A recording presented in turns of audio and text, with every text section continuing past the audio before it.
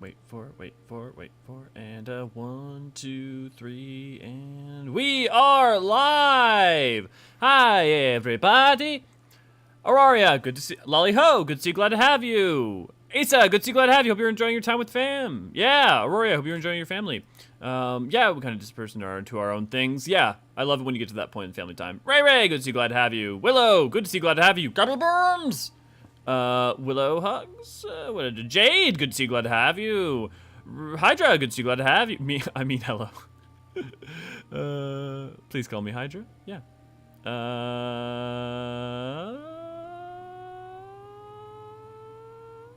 Jubilant, good to see you, glad to have you. And that looks to be everyone here. Yeah, howdy, Aurora. Graha. Since this is YouTube, you're contractually obligated to say like, share, and subscribe. And please become a member now, too. Don't forget, it's true. We get more emotes. We can add our gay bulge to our emote list. Everyone currently on is a member. Yeah, sadly, the problem is we need to produce more content that gets people to watch so we can get more members. I feel like this is an inverted issue. Usually most people, I think, have the other opposite issue of needing more people to get memberships than needing more people to be members. Let's get some of all you guys into the party. Lord. So we're gonna do mountain minion farming. Issa and Jubilant I know you are dealing with things, so you may be a little bit busy. Issa, I don't know, are you planning to join us? Drew, good to see you, glad to have you. Sorry, I just missed everyone. Yeah, I may be here, but not Sun is here. Okay, no worries. It seems like it might be a low-key day then. For anyone who's joining in, we are on Crystal Curl. Feel free to join in if you want to teleport in. Well, the plan was to working on mounts, but I think people might be a little busy this week, which means that we could always do something like minions. And you know, why don't we go ahead? If you guys are up for it, let's do a run of like for Jade, Willow, me, well, I guess I don't mind, but Lord, and do you guys have a minion or a triple triad card from any dungeon that you wanted to particularly grab? Is there like, you know, like Starbird from the Dead Ends or something? On your way? Cool, Druid. I may join, but at first I'll be bust without Sanctuary and getting some mats from certain spoiled nodes to sell. Yeah, no worries. Again, the whole point about this is helping people out. So if like, you know, honestly, even if we have like days where like only like 4 people are here, it's like, well, as long as those 4 people have something they want to get done, you know, it doesn't really matter. Because if not, I'm thinking, no, I really didn't realize it was mount farming today. Yeah, I mean, that's the plan. I mean, so the thing is, if no one says they have a specific thing in the Discord, like again, you can just type in general and be like, hey, I really want to get X done. I really want to like farm triple triad tokens to get the triple triad mount or whatever. If you do that, you know, at any point before Saturday, these days can be anything. But if no one says anything, I default to mounts because there's always someone who needs to get a Gwib or a Doggo or a Lynx or whatever. If you got room, I'll join. Okay, yeah, let's do it. Hello, everybody. Are you okay? Oh, okay. We actually, maybe we won't do the dungeon then. We've already got enough people up and going. For everyone who's here, oh, you guys were talking in the chat. What are we doing? I may have to drop in a couple because my son is visiting. Yeah, no worries, Willow. I don't really collect minions. Yeah. Well, but Jay, do you know what the triple triad mount is? Because the triple triad card has a mount, so that is fire. For the people who are here, is anyone missing any Doggo? Because you know, while we're waiting to get you know, an 8th. Oh wait, what the fuck? Yeah. While we're waiting to get an 8th, we could do Doggos very easily. Missing Doggos, let me check. Can do. I'm missing all Doggos? Okay. Okay, Druid, that works really well. Then we'll have confluences of multiple people. Not sure when I'll have to leave to pick up the drunk wife, but at some point I may have to go if they don't Uber. Yeah. No worries. All I have is Auspicious and Lunar. Which one's Auspicious? Oh my god. Mount.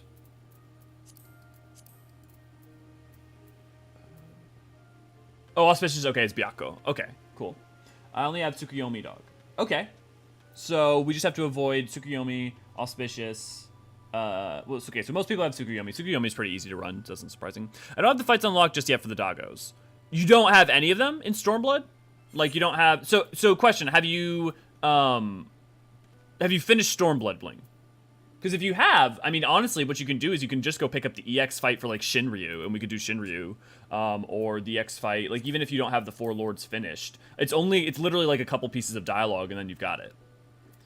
If you've already completed, because you know, for Stormblood you've got, you know, Pool of Tribute, which you should be able to get. Emanation you should be able to get. Minstrel's Ballad you should be able to get. Tsugumi should be able to get. And then Jade Stoa, Hell's Cure, and Wreath of Snakes. If you haven't done the 4 lords, I guess you might be cut out of. But I only care about purple extreme mounts. Maybe one day I can get help with Hades when I'm actually able to play the game. Well, Roria, why don't we just plan that for next week? Next week let's plan doing the Dying Gasp extreme. I have Shinryu, Lakshmi, Byakko, and Suzaku. Okay. I have all mounts I can drop to make room. Yeah, well, I mean, like, Willow, especially because if you have your son stuff, then we won't have to worry about that. I'm happy because of it. But, Druid, do you have, the EXs unlocked? Because if not, what I will do is I will just go throw us into, I don't really, I only have, okay, Jade had Tsukuyomi, so Tsukuyomi, I have the X's unlocked. Okay, cool. I have 12-hour shift on Saturdays. I can always ping looking for group. Okay. Yeah, no worries. I mean, we could also do it a different day.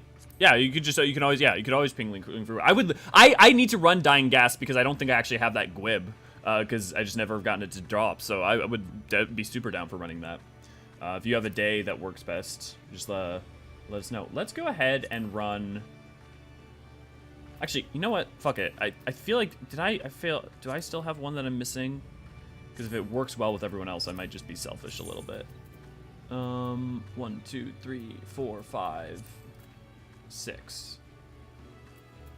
1, 2, 3, 4, 5, 6, 7. Okay, which one am I missing? Hollowed Kamui. That's Seiryu's. That's Suzaku's. Okay, I'm missing... Okay, I'm missing, Shinryu, I guess. Unless, did I get Shinryu? I just didn't use the whistle? No. Okay. Well, in that case, I will say, I'm going to go ahead and we'll run a quick Shinryu, and then we will, see if we can get an 8th. Oh. Okay. Who does not have it? Because I know Issa has it. I know Jubilant has it. Willow has it. Jade. If one of you guys can check to see if you don't have Minstrel Ballads, then. In the meantime, we'll do a quick Susan. Oh, okay. I may have to kick whoever it is then. If it's Lord, it's got to be Lord or Red. That's me. I'll grab it real quick. Okay.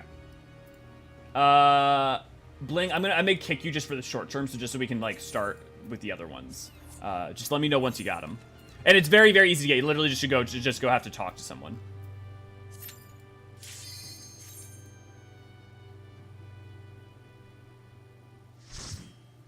Good to see you, glad to have you. I'm back from a dim sum in time for some dunge. Yeah, nice. You gonna join in?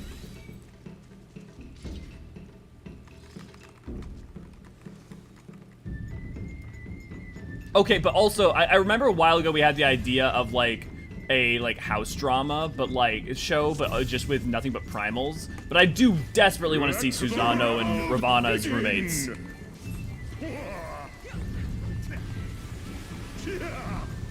Yeah, we'll hit it up on Thursday, maybe? Yeah. That works well for me timing-wise.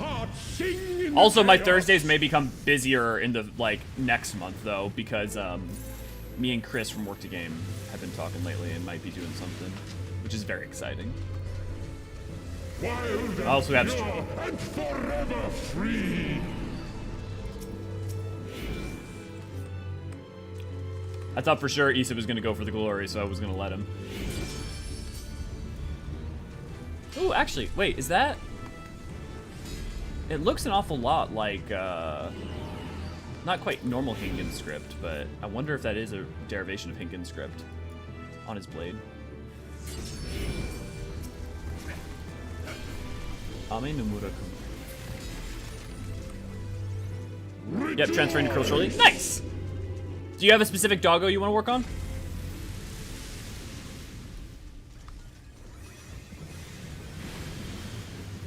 Honestly, as much as Shinryu is not my favorite, working on it may make the most sense anyways as a group because it's the biggest pain in the ass to farm of all of the doggos. And like actually is genuinely helped out by having 8 people to speed clear it. Red, the only thing you have is tank, right? At 90. I believe that's what you said last time. So it depends on how much work I get done. Okay. Do you, Rory, do you have any days off then? Ferocity. I mean, I also feel a little mixed about doing Gwibs too on like the community stream anyways because,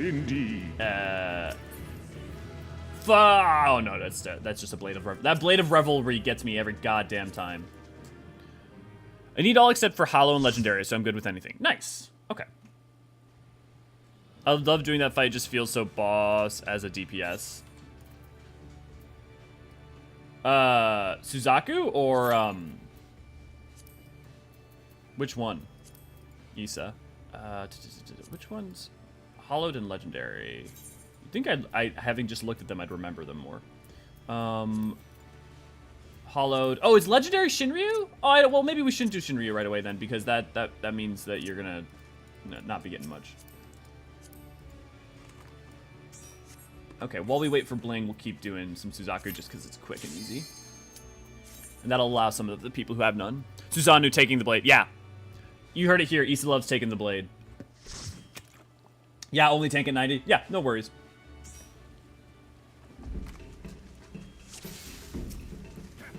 Let the revels begin. Only for me. Sloppy. How our hearts sing in the chaos. Rejoice in the glory of combat. Wait, what?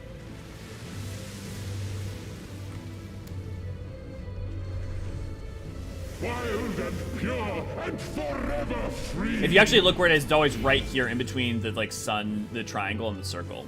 It's like right here where it spawns. When I'm stuck in the parking lot, I wait for my wife to go working on my day off. Oh, Trevor, you have my empathy to you.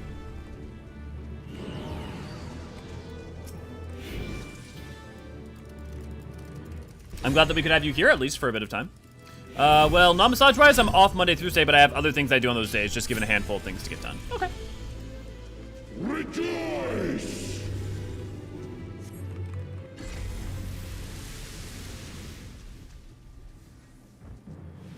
I wonder what other kind of primals we could see in Mericidia. Like, obviously, I was talking, I think Swoop had the idea, right, of seeing the myths of the primals we already know, like Zervan, Sophia, and Sephiroth, writ into new stories in the intervening 5,000 years with different primals. Kind of like how Eden has different versions of primals, right? But I mean, like, we know that also that the Warring Tribe was incredibly powerful, but there may have been other groups that existed on Mericidia itself. You know, what'd be fascinating? It's like the New World's so large and has so much culture. You have to imagine there was primals of some kind there. But also, did the Asians, you know, why did the Asians not intervene? Did they have any machinations there? Because would the peoples there have relearned to use the primal summonings in some capacity if the Asians hadn't instigated something? And if so, why? You know, why have we not gotten more information? Like more references to them? Gets better. The car is actually acting stupid with the check engine light on. Ugh, that's the worst. And then, you know, it's also bad when you have the check engine light and it's like completely fine, but then it's like completely fine for like 2 years. Like that happened to a car I had once, and then yeah.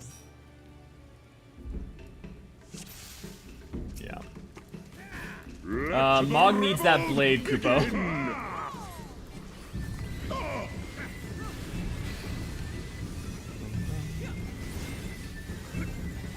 Rise, rise to how our hearts sing in the chaos.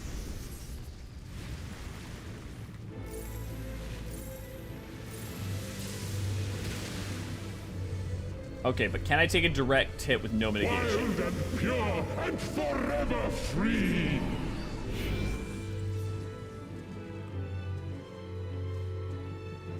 I do love this guy's voice. Yeah. I mean, the thing is, Susano's just like so ready for it, you know? He's just like happy and ready for a party, and you think about him compared to other primals, like we have to stop him, but not only is he happy that we fight him to a stand. I mean, he's a battle sexual, right? You know, ironically, he's just a jovial Xenos in some ways. And it's just like, Rejoice. yeah, can I take a direct hit to this? Nope, that answers that question.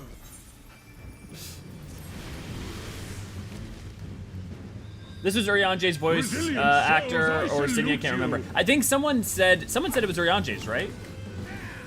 Definitely, I would definitely assume Eorzean's because Estinian's voice actor, I've heard him in other things, and you can always tell it's Estinian's voice actor even when he's trying hard to not make it sound like it. Test confirmed. That's science. That is how science works. The only way to know. Replicate testing. Timothy Watson. Thanks, AC. Gemini, good to see you, glad to have you. AC, good to see you, glad to have you. Ouch, ouch, ouch. Yeah. Ralgstein, yeah, Ralgstinian. Yeah, John, good to see you, glad to have you. And absolutely, when you get to Ralger, it's just like, oh, I see you brought Estinian today. Nah, nada. Reminder, if anyone can join, we are on Crystal Curl. If you would like to join, come join us on Crystal Curl. And we are currently doing doggos. We're gonna keep doing a couple more Susanos while we wait for Bling, I believe. Because I'd rather not do Shin unless we have 8, just because it's, I mean, 8, you don't have to have 8. I mean, it's fine with less, but it's a lot faster. Let the rebels begin. He's also the voice actor for Barrack von Zeeks in Great Ace Attorney. Nice. Rise, rise to the occasion. Yeah, this needs to be a, yeah. How our hearts sing in the chaos.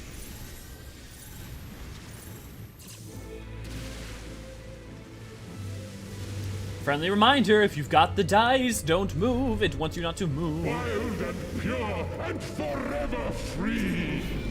Gotcha, bitch. You ain't nothing, Issa.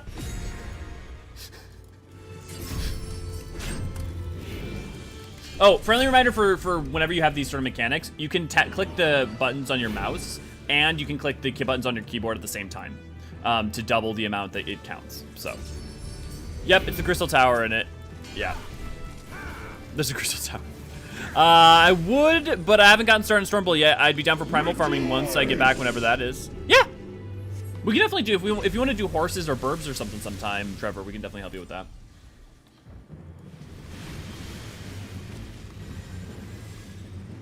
Resilient souls, We've kind of, with a lot of people, we've every so often we'll go back to burbs, but we spend a lot of time getting people all their burbs, and now it's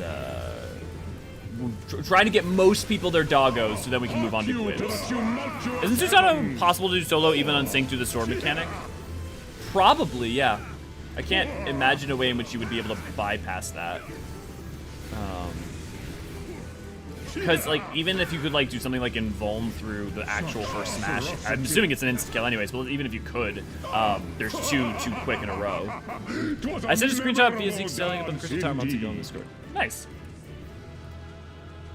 Man, that's literally the exact same stuff we had from last time. So no, you can't solo that at all. The sword has to be held and has to be killed both. Yeah. But you can duo it. I hope Willow's having fun with her son. Oh, don't make it weird. Do we have 2 more headed on the way? Because if we don't, I may switch over to Shin after we get at least 1 dog whistle from Susano. Let the rebels begin.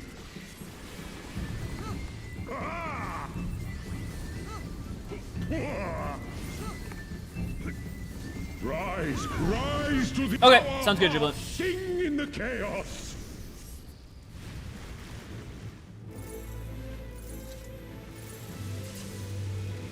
Look, it's not like it's gonna kill us, so it's you know, not that you have to abide by it. But I'll use it. But in case any of you don't know what the dice mechanic is, that's what it is. It's don't move. Do a super chat. It's also road shot in the solid bars. Now reductions in the verses. Fun thing is, it makes the poor happy. Allows me to give them treats. Actually, speaking of Deadpool. Deadpool.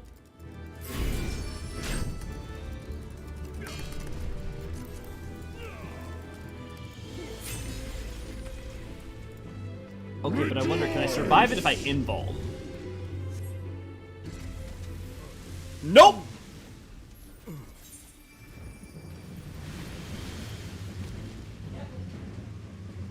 Resilient souls, I salute you.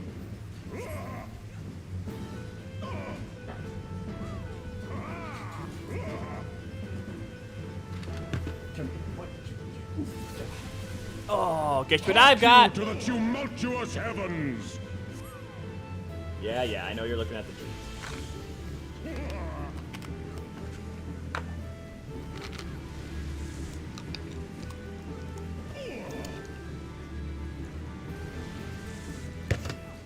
There you go. I figured an invuln would work. Yeah, Ruby, good to see, glad to have you. And I think it's probably because it's actually treated as a kill zone. It's not treated as dealing you damage. So, like, if you notice, it doesn't, like, it goes straight to 0. From its perspective, it's basically treating you like going out of bounds. Puppy, indeed. There's a good boy. Now he's hanging out with me. Hi. The thought of what I might make you say with a super chat was a bit degen. I mean, look, I'm a whore for money. I'm not gonna. I will say shit to an like, you know, unless it's cruel or racist or something. You know, but like if it's degen, look, I ain't gonna quibble. Okay, good. Jubilant's got. Oh, that's a lovely glam. Well, that's very pretty. Weird they have that as a kill zone. I think, well, remember, so, like, think about it. It's the full weight of his sword going on, like, one section, and it's trying to tell you, hey, you need to split up. It's, like, very emphatic about it, right? So I think it makes sense. I think there's times and places where it's like, no, you need to understand this mechanic is you need to avoid it because you need to split. Rise to the occasion. Issa, thanks for the $10, and I'll be whatever you want, baby. Actually, is there a specific voice you want to do? I'll be whatever you want, baby.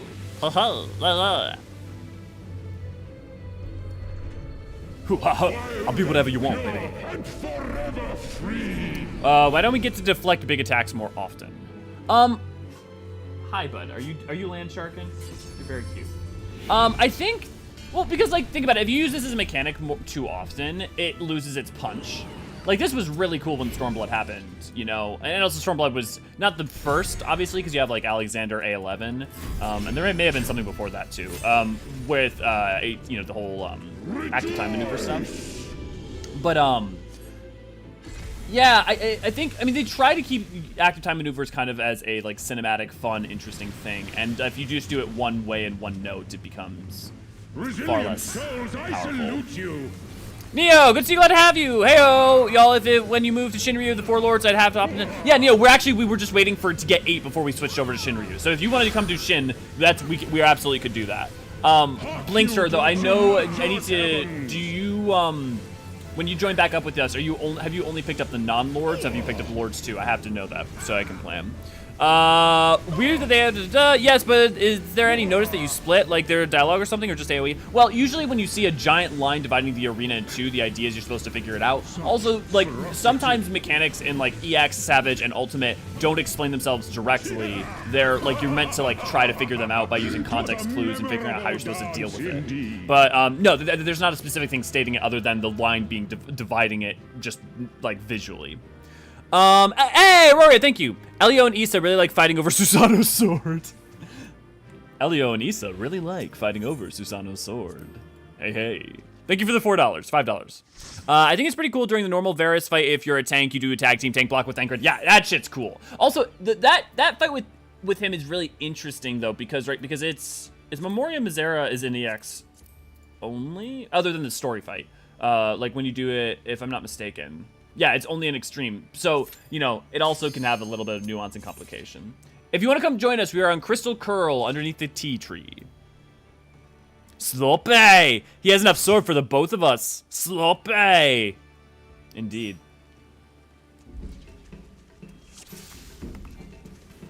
Let the rebels begin! I took the sword as DPS once because no tank took the charge. Yeah, that can happen. Now, I mean, luckily, you know, a tank can take it, or a DPS can take it. You just got to be kept alive, and DPS got to be done. Has to be done fast enough.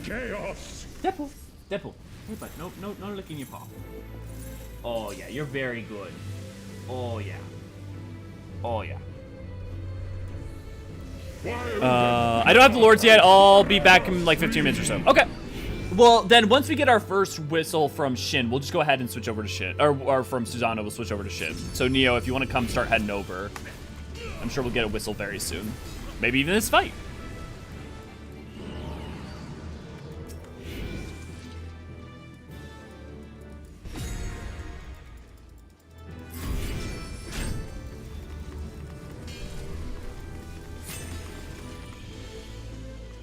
Rejoice!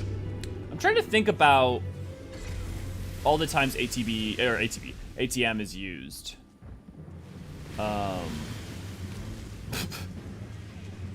Easy, now you're just standing it for fun. I salute you.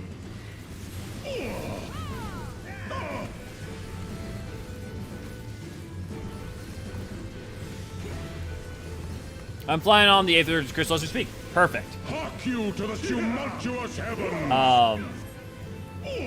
Because you have Dying Gasp, you have Seed of Sacrifice, you have, and I'm mostly thinking in Trials specifically. Titania doesn't have anything. I don't think Innocence has anything. Weapons? I don't think any of the weapons have any AT active. Indeed. Wow. Graha, sacrifice for the doggo. Sacrifice the doggo for the doggo. I realize Mikotes are cat, but if you look at the, like, there's a specific element that Seekers of the Sun are more canine and Keepers of the Moon are more feline. If you look at, like, their tails and stuff. Like, it's, like, let's just stare at his butt for a second, and, like, yeah. If you look at, like, this.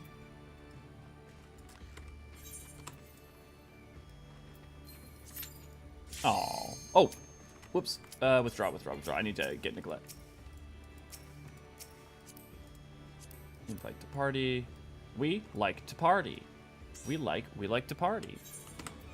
Okay, we're just gonna do Susanoo until we get at least one doggo, and then we'll switch off to Shin.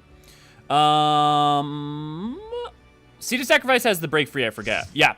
Final Day doesn't. Does Final Day have anything? I don't think it does. Let the rebels begin. The Dark Below, I forget what it's called, but, you know, Trial 1 doesn't, I don't think. Trial 2 doesn't have. I think there isn't a lot of it in Endwalker, is there? No weapon, including even the Proto Ultima, has a Stinian story mission, has an ATM. Yeah, if we include, like, the story and, like, non-trials as well, there are some others, that's for sure. CDX actually removes the ATM. Yes! Well, that makes sense, though, right? Because you're skipping basically into the second phase. Effectively. Gra's 100% a Golden Retriever. I mean, have you seen those years? Have you seen how the boy follows after his master, for lack of a better term? Amber! Good to see you, glad to have you. How fast do Mikote tails grow because his kids there have little nubs? Are they? I'd feel weird about it. We could go check out, look at, like, Chloe for a second and see. I don't know. Maybe I don't have anything to say that's like, maybe it's like the Eorzean growth spurt. Master. Resilient souls, or mistress. You. That's true. Shouldn't gender it. There's many kinds of warriors of light. My headcanon for female Mikote seekers as a kitsune. Yeah. Graha Golden Retriever though. They have small tails, not nubs, but yeah. You're his guiding star. He's got to go fetch his guiding star. Ferocity. Oh, I want to make a spoiler comment, but I can't. I have a funny comment based off of that. Memorable dance indeed. Jesus, we are not having good luck. We'll give it one more shot, and if we don't get it after that, maybe we'll... Your Wiggle Graha is best Graha. Yep.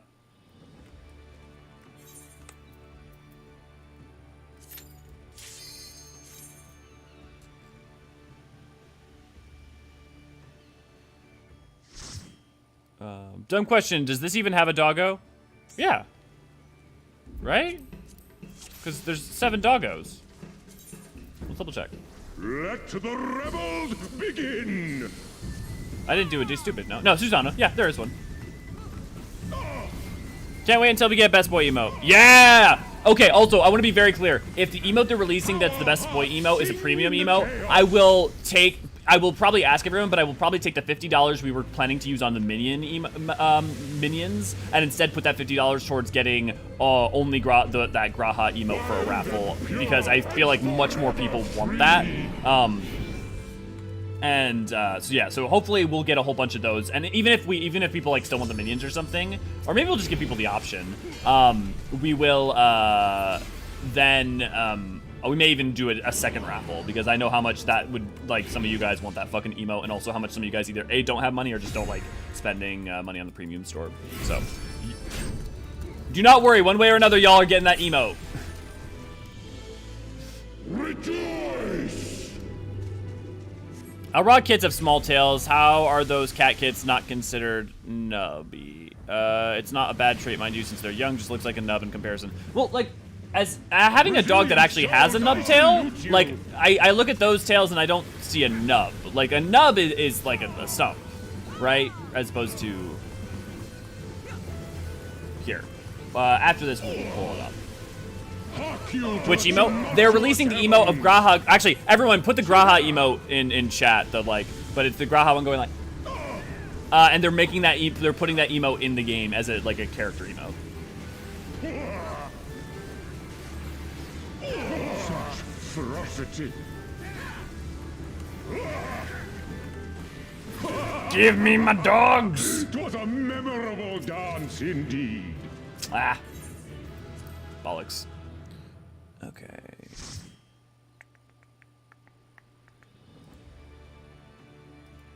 One moment. Yes, I know the screen is dark. Don't worry about it.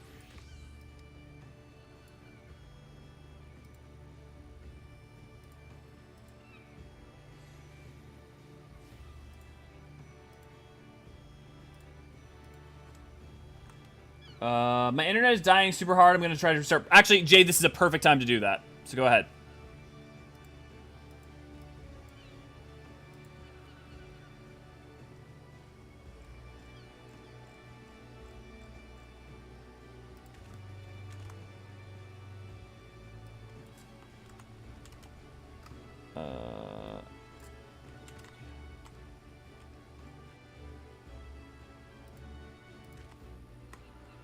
Okay, so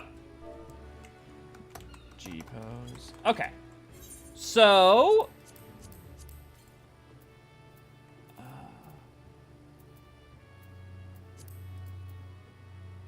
if we look at,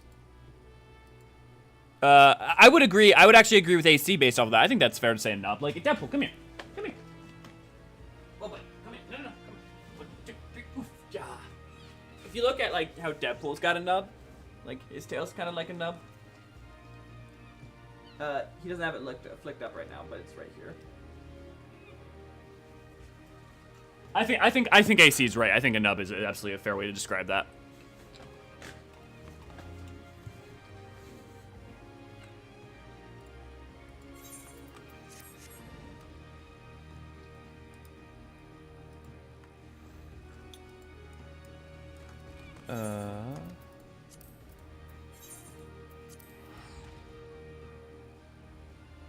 Five, 4, 3, 2, 1.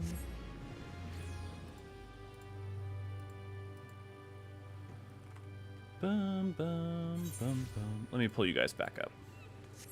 I'm gonna hop in voice if anyone wants to be there. Yeah, actually, you know what? Why don't, if you guys want to hang out in voice, why don't we do that? That said, I reserve the right to, if it gets too chaotic, turn off voice. Or also potentially turn off people. Yeah, the face cat hoodie gives nubtails. Yep, it's small. Yep. How long do you guys think it takes to wash and groom a Mikote tail, or really any race with a tail? I would say probably no worse or any different than like dealing with hair, right? Like imagine like if you have long hair. The fade, it's small. Out of all the weapons, I hated the diamond for the amount of time I had to maintain it with people who didn't know the fight. I mean that's mostly about fun. You know, that's more the people in the fight. But yeah, the Windows peripheral connect disconnect noise always makes me think I'm in an airport about to hear an announcement.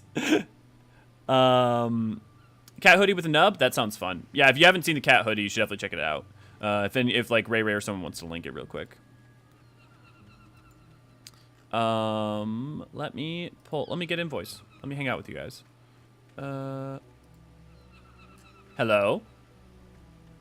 Hello, give me a moment. I'm gonna have to stop listening to the stream because then I'll be hearing myself twice. What, you don't want to hear an echo of me and everybody else? That sounds lovely. I'm gonna hop in voice. Yeah, okay, no, we're good. We're caught up. Okay, Jade is back. And this is a good enough time. Okay, we're gonna start doing Shinryu. If anybody would like to join us, we will get going here and now. Jubilant's already on Scholar, so we already got a healer. That's good. Because of gearing, it's probably best that I just stay tank. Trial, Stormblood. I mean, you have 2 healers. Okay, yes, Red Mage and blah, blah, blah, blah. Well, okay, I mean, honestly, in some sense, we have 4, because Clemency's a bitch. Clemency is... I love Clemency. And It's I so really good. loved... I don't know when they made the change. But when you heal somebody else, it also heals you. Yep. Divine Veil is also pretty good too, as a sort of warning cry for healers going, hey, heal me please. Yep. Well, and the more you do like Savage or other content too, the thing I love about Veil is that it really rewards you knowing the fight well enough to pre-plan it, because you can't, it's not like a response thing, right? You can't use it like 1 second before. You need to think about using it like a little ways before. And it's such a fun extra piece of mitigation. Okay, join VC2, or is it just mod people? No. I think Saber's not. So like, yeah, people can join. Just know that I reserve right if people are being, not that anyone would be, but if anyone is being overly problematic or silly, I reserve right to mute.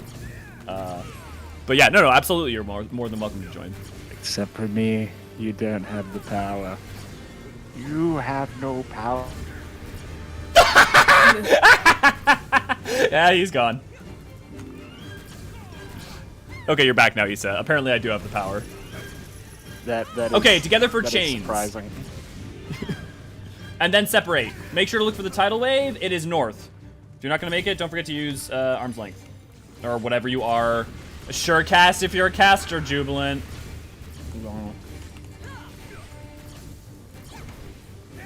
I love that you just like pulled a Saruman controlling King Theoden, like, you have no power here, and I just straight Gandalf the White you. Make sure to kill the tail when it comes down.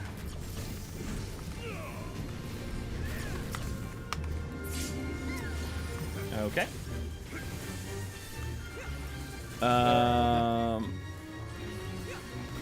You know what we need? More Scion trials more often, or at least when applicable. Yeah, I mean, like, it's understandable why we don't, right? Because of the amount of complications, and also, it will restrict the fight design to a great degree. But I will say, having more trust trials is definitely something I will gladly take more of. And I bet as their system for it gets improves more and more, they will make it so maybe it's less restrictive for their fight design, as they're able to make the not NPCs, but the Hello. hello. Oh no, my picks up time! It doesn't matter because there's not going to be a huge difference for Shinra That's anyways. true. But I'm just like, nah, I need to wear the face of a DPS and be like, oh no, my uptime. It's very good. You'll be our spiritual dest then, because we always must have a dest in chat talking about their cursing their lack of uptime. Does having the warding scales make them immune to primals? What would stop them from helping? Actually, I'm gonna go. You know what? We need more. No, so it's not so much stopping them from helping. It's more like literally mechanical design issues. I think is the main thing that, like, the amount of effort that had to go into making Trial 2 like the way it was restricted the kind of design they could do for Trial 2, as well as it takes a lot of effort and dev time and energy. So I think from a lore standpoint, there's nothing that stops that. Not really. I mean, like, in most cases, especially with the warding scales, like you say, and the fact that we can effectively contend with tempering at this point in any, there's nothing I think that really prohibits I think in it's and of also the itself. fact that doing with war stuff as well, the Scions all have their, like, their own class to work within, so you can only do so much with that in a trial or a raid. Well, but you have flexes. Like, you have people like Graha and stuff. So the thing is that as long as you have at least one flex and everybody else fills all the other roles, right? It doesn't matter. Because, like, if you bring a healer, Graha can just flex into tank. Or, I think it's a fair point. But, like, I feel like that's also solvable by, you could, instigating more Scions or different Scions. I mean, like, for instance, let's say we lose getting pushed, kitted corner. Let's say we lose, like, 2 people who are just, like, let's just say Y'shtola is just not in 7.0. You could replace her with Kryl. Or, let's say she is, and then you have extra choices, potentially, by having even more of a Scion crew. But then you run into the problem of narratively having too many people to contend with. Didn't they make Ysael in the new Heavensward rework, like, be able to do a flex? I'm pretty sure that's what they did. I'm trying to remember what they did. I just did it, and I don't know why I don't. I only remember seeing, like, previous screenshots. Like, she was a paladin, and she used, like, the Shiva sword and shield and stuff, which is a really nice touch. That's strange. I feel like I remember thinking I wish she would do that, and then thinking that they didn't. Let's go check it quick. I have not played Heavensward the rework. I plan to via, like, an alt account, but I've only seen screenshots of that. Any reason not to do New Play Game Plus? Hmm. Just because then you could also skip over if you don't want to, like, have to do ARR or parts of it. Possibly. That's it. Somal. Okay. It says she's a DPS, but that doesn't so I bet you're right, because I bet if I switch onto, let's say, a Reaper and then open that, I bet you she switches over to she supports. Yeah, in my case, she's a she does gladiator. flex. So. Yep. Yay! That's cool. That is really cool. I just didn't realize that duty support, instead of making it so it's like you choose between, because like you have like kind of a choose menu for Graha, it just automatically changes it for you. Which I guess makes sense, especially if you think about how duty support is a system for newer players. I forget Shinryu has legs. Yeah, barely. Man is giant scaly noodle. Yeah, if any of you guys have played the original Sly Cooper game, it makes me think of what's his face, the second boss, the giant Mugshot. God, that game. How old is that game? That game's 20 years old. The bulldog that walks on his hands. Yeah. Yes. Exactly. It says she's Oracle of Frost. Interesting title. Yeah, I really love that they don't just like say they're like thaumaturge. I love that it says, or that the like Horshaphant's knight instead of just being paladin. Especially because it makes sense, much more sense within the lore and contextually. Together and split, it's north.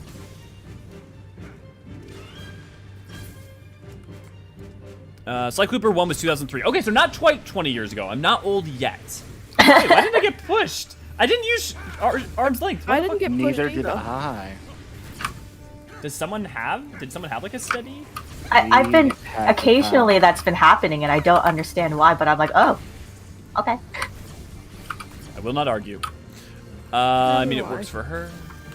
Especially if they will try to add AI to previous styles. I don't. Oh, Whoop. we forgot. You have to get the tail. Ale. Make sure. I think we were standing on a crack. We were standing on face. the platforms. We were standing on the crack platform. Whoopsie. Oh, indeed. I remember that Ms. Ruby Voodoo Dance boss battle in Sly 1. Yeah! Like, yeah, having to press the symbols for it. That's good shit. I haven't replayed Sly 1 recently, but I used to replay Sly 2 every couple of years. Those games are phenomenal. And also, the frickin' voice acting in them from, like, Sly's voice actor especially, and, like, his flirtation with characters like Carmelita are... I have to wonder how many furries are the fault of that game. Probably the same amount as Disney was responsible for Robin Hood. Yeah, Yeah, you're probably not wrong. I think a big catalyst was like in Lion King when there was like that musical montage of Can You Feel the Love Can Tonight? You See the Love Tonight? Yeah. Yeah. It's just like the bedroom eyes now. Honestly, I hear by far the most is at Lion King 1, it's Lion King 2, and it's Kovu. The amount of women who I have heard had a thing for Kovu is crazy. That is, you know Honestly, what? I can say the same for the amount of lesbians with Vitani. Yep. But Rory, especially if we try to add AI to previous trials, yeah, I think there's a good chance that they might, because they might continue down the path of making it so the game is effectively able to be played single player, and right now trials are their main hurdle, but there's a lot of ways in which I think there's some fights that trying to get AI to contend with certain mechanics is just going to be nightmarish levels of bullshit. Ow. Carmelita never had consistent BA. That's a funny joke, yeah. Wasn't she supposed to be like Latino inspired in the original or something? Yeah, pretty much. Yeah. I mean, there was a lot of. Oh shit! I would have been 0.48 seconds. Okay. I remember in the third game they had like the Contessa, who is this very obvious spider drider sort of hypnotism lady. Yeah, she was in the second and then came back in the third. Oh yeah. Don't forget to get hit onto the platform. Her levels were also just like a whole bunch of fun, especially with how much verticality stuff they introduced in that second game. Honestly, when you think about it, the like scope and scale of that second game contrasted to the first is crazy. Oops. That time you seeing like. As someone who continually plays old rare titles, the amount of furries spawned from those games is shockingly high. I wouldn't say shockingly high. I would say high. And perhaps unsurprisingly so. but yeah, I definitely hear you on that, Hydra. Lion King 2 is my favorite Disney movie overall. It's actually a very good movie, yeah. Mostly because Simba and Kiara's relationship is similar to mine and my dad's. Yeah, I think that Lion King 2 is actually a worthy sequel. Lion King 1.5 was great. Lion King 1.5 is a very... what's a unique, generous way to put it? Divisive? Yeah. I feel like it's divisive, but understandably so. It's like, it's either the kind of thing that you're there for, or you're like, okay, you made an entire nothing but one long joke movie of Lion King. Like, the main negative point of criticism, I can see why people don't like it. It's just like a big old lampshade on the entirety of the previous movies. So Absolutely. It's like they go through the timeline of the movies while like just like a straight man comedy, like a comedy act goes on, which is the main. I mean, it's Rosencrantz and Guildenstern, but with Timon and Pumbaa and more fart jokes. Yeah.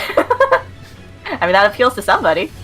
Well, I'm glad. Yeah. I'm glad you're not the only one that sees the pair as well, because Overly Sarcastic Productions made the same comparison in their Hamlet review.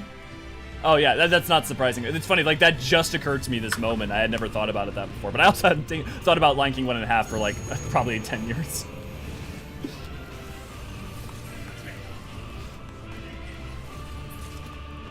Sweet. Give us a puppy. Another totem, yay. Money, money, money, money, money.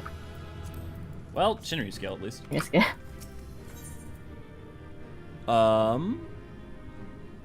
I like how they reveal the fates of the Sly bosses, like the contestant became a real estate agent, used her hypnosis powers to close a lot of deals. Dude, the humor in the heart of those games is of the Sly games is... I should replay those games. I really love them, and not just like a nostalgic reasons. I always thought that they were real gems. They I are think a lot of fun. stylistically, they really hold out.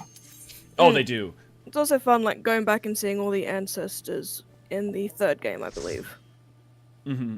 Well, so there's the answers get in, like, you've got the Thievius Raccoonus stuff, but then the fourth one's the time travel one, I'm pretty sure. Yeah, right? what for Is that what you mean? Yeah, the PS4 one? Yeah. Yeah. Because the first one is, getting the Thievius Raccoonus, defeating Clockwork. Second one is the pieces of Clockwork and dealing with that, and it's a band of thieves. Then the third one is his father's vault, and then the fourth one is time travel. That's right. I also remember the fourth one introduced the skunk antagonist, who was basically jealous of the whole Cooper legacy. I feel like, okay, Clockwork, Mr. Monkey Man, and the skunk guy. Pretty much, I feel like you could just define every antagonist is like pretty primarily motivated by their jealousy for the Coopers, which is interesting. Lady, good to see you. Glad to have you. Good luck with the farming, indeed. What? I'd rather like Tennessee Kid Cooper. Yeah. I mean, I also love Kotoichi Cooper, the Cooper where you get the spin jump thing from one. I watched the Sin Eaters and Eorzean video last night. I quite enjoyed that a ton. Oh, Ruby, I'm glad you enjoyed it. I need to remake that one because of the audio in the left channel. I know who you're talking about. He was the ancestor who opened up a sushi shop. Did he? Oh, did he? Oh, I forgot about that. Yeah, I remember that one. That was a fun one. I only played the going fourth up against one that El Tigre, I believe. The tiger. Now it's coming back to me. I still want to slide 5 before the actors get too old. Yeah, I'd be curious to see how they would even do that. I mean, the thing is that the trilogy in itself, not that I'm like, oh, I don't know why Passage of Arm. Well, I don't think like the fourth one shouldn't have existed or anything, but like the trilogy is such a good endpoint. Then in some ways I'm surprised the fourth one got made. But then also Sucker Punch, it's already doing things like Tsushima. It's already had entire franchises for it as a studio exist in the interim. So I wonder how many of the same people that would even be on the team. Yeah, Infamous. I need a new Infamous. I never played Infamous. I never got around to it. I loved it. I love that he had a backpack with the Sly logo on it. I really enjoyed Infamous Second Son. I think it's legit underrated, but that's just me. Yeah, I'll definitely. It's the Second Son and all of them have definitely been on my list to check out. So I really liked this Infamous 2, probably the best out of all of them, but Infamous Second Son is probably my second favorite out of them. Kitty corner.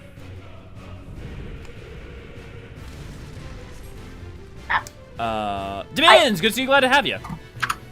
I stood in the perfect spot that was outside the danger zone to get stuck in the tail. I don't know how that happened. Yeah, I would recommend not using the northwest corner because, like, for whatever reason, or northeast corner because we're behind the tail because it has some glitches. Oh, okay. The most optimal one is typically the. If you're thinking about boss's true north, effectively, it would be the northeast. Is the easiest one. Southeast will also work. Ryoichi Cooper, and the guys you think of is El Jefe, the cigar tiger. How does Shinryu make these platforms so high up? Well, if you look around us, right, you've got the crystal formations all around us. I think there's some evidence you could use to suggest that despite the fact that they look near man-made because of their perfection, maybe he's not making them. Maybe they're actually just us landing on top of one of these, effectively, up here. Alternatively, he's using the aether up in the atmosphere and condensing it into these platforms because he wants us to be able to actually fight him. Well, it's also the thing, natural perfect squares do happen in nature as well with certain crystals. Right, it's not so much that the flattening happened, but if you look at the other ones, right, it's that there's such a pure flat elevation. Because if there had been, imagine the same, amount of squares, but they were at slightly different elevations and you could jump between them, then it would, match all the surrounding crystals. But the fact that it's just a completely flat top is what's interesting. Yeah, Xenos has a really, really bad case of Goku syndrome. I'm just waiting for him to throw us the sensu bean. That's right. I'm being called to help with dinner. Wishing everyone the best of luck. Miss you all so much. Yeah, Roria, thanks for joining in. No worries. He did kick our ass the first time and then said, yeah, get better. Yeah, I mean, that's just right. He straight did that. I mean, and he, to an extent, he slightly does it in the fight in the rain in Doma as well. Where he's just like, nah, I'm going to wait. It'll be better. I'm going to savor this. You've got to make it good for me, Warrior of Light. Literally, moments throughout the story, he's like, your attention is elsewhere and not on me. How dare you? No, he wants his fucking climax. He doesn't want a halfsies. He wants it to be the fucking sweetest experience he's ever goddamn had. I can joke, he's a battle sexual, but it's not really a joke. It's that is the one, he's a hedonist, but the one pleasure he seeks in life is that glorious combat. I love Xenos. I loved him before people started saying he's better now. Like, fuck the friggin' heathens. I love him. Well, I don't know that I would describe it as... Some of the dialogue in the dungeon, after you beat him, is just like, I swear you have a biting kink. I swear. I mean, it definitely does. I absolutely... Yeah. I don't even think that's... You know... I think the way in which you can joke about it is just a question of whether or not he effectually is literally battle sexual or just ace and just like straight up the one pleasure he gets is from that. But the thing about Xenos, yeah, I wasn't so much an Xenos apologist because I didn't feel like I had to defend him. I was like, no, this is a fascinating character in Stormblood, and then, you know, I felt vindicated as Shadowbringers and Endwalker happened. So, some people just don't like those kinds of characters, so it's just the preference right, thing. And that's fine. To me, the problem is just like articulating the difference between this character doesn't particularly work for me because of my druthers versus this is a bad character. And I think some people will be like, I don't like them, so therefore they're bad, as opposed to, oh no, this is really well executed. Just I not will like what the fact that the developers gave us an option with dialogue in Endwalker. Ultimately, it doesn't change anything, but it changes the flavor of how you get to engage with it, which is what matters. Yeah. Like, that is the important thing. Because if they like just made it a dialogue option where you could, if it was just like, if it was dialogue options that actually changed outcomes but not really and like pretended like it did, then it would be bullshit. But instead being like, no, things are gonna go down the same way, but we're gonna give you, allow you to change your flavor of reacting to situations. That's, yeah, huge fan of that. Like, he's a very well-written, like, archetype in that specific niche of, like, kind of character. And, like, it just doesn't click for some people, and that's fine.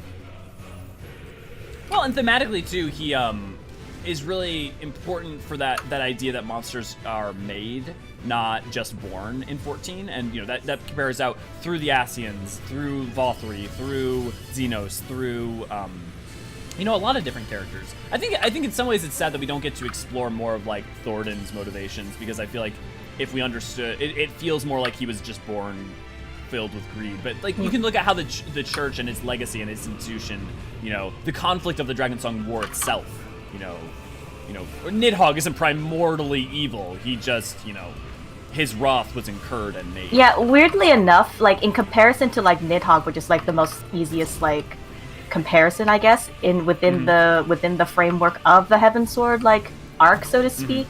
It's like Thornton more or less after his introduction becomes like a force of nature kind of character or something. Yeah, he's just like I don't know. That's just me. Yeah, I don't know that I'd use force of nature only because I don't think he's removed from the human enough. Like, I think like he's too personalized antagonist, but because he's so like they don't characterize him a whole bunch or give you scenes like what they do with Emmett, right? I think I totally think that he basically becomes an abstract. That's a better way to put it. Yeah. Whereas totally Xenos agree. here basically, and quite literally, is our archetypal dragon. He is our antagonist and enemy, and literal dragon in this sense. Oh, dragons. Is he a dragon, though? Like, I mean, Shinryu? I know that he literally is Shinryu, literally Death Dragon. His name is literally Death Dragon. I was gonna say, Shinryu. like, literally, yes, he is. Oh, did we lose Jubilant? Okay, Jubilant's dropping. Issa, you stay on Red Mage. We're good. Yeah. If anyone would like to join us for farming Shinryu, Crystal Curl. Sorry, Issa, you were saying? I was gonna say, like, I know that he is, like, literally a dragon, but I mean, like, archetypically a dragon. Like, That's what I was getting at as well. Story-wise, he is the archetypal dragon. In what way? The dragon, in terms of like the hero's journey, is a major threat or a block on the path. Right. I guess the thing for me about like the monomyth, right? I guess that works if you're referring to like Stormblood. But what's interesting is how much that fails to be true later on. I mean, not like but the dynamic for that changes later on. Actually, honestly, the monomyth is fascinating to talk about in terms of Final Fantasy XIV because do you apply it broadly on a macro level to the arc that is, you know, the Hydaelyn and Zodiark saga, or do you have to apply it to each expansion specifically? And even within that, it's fascinating how it stands up to more scrutiny in like something like A Realm Reborn or Heavensward than it does in like something like Endwalker. Just one second, I'm gonna catch up on chat real quick. So many people have B-days this month. Literally got asked by 3 people to draw stuff already. Woof. I mean, it's nice to be busy at least, right? Get some money. Funny answers from Salem. Salem, because he essentially is in older years, not as young as depicted in Thieves Raccoonus. He revels, yeah, Xenos does revel in the glory of combat, that's for sure. Xenos has a gun sight, fully chambered, not half loaded. Do you like what we do? Consider showing your support and sign up for Patreon. Thank you, Ray Ray. Yes. Please help us pay for Deadpool's food.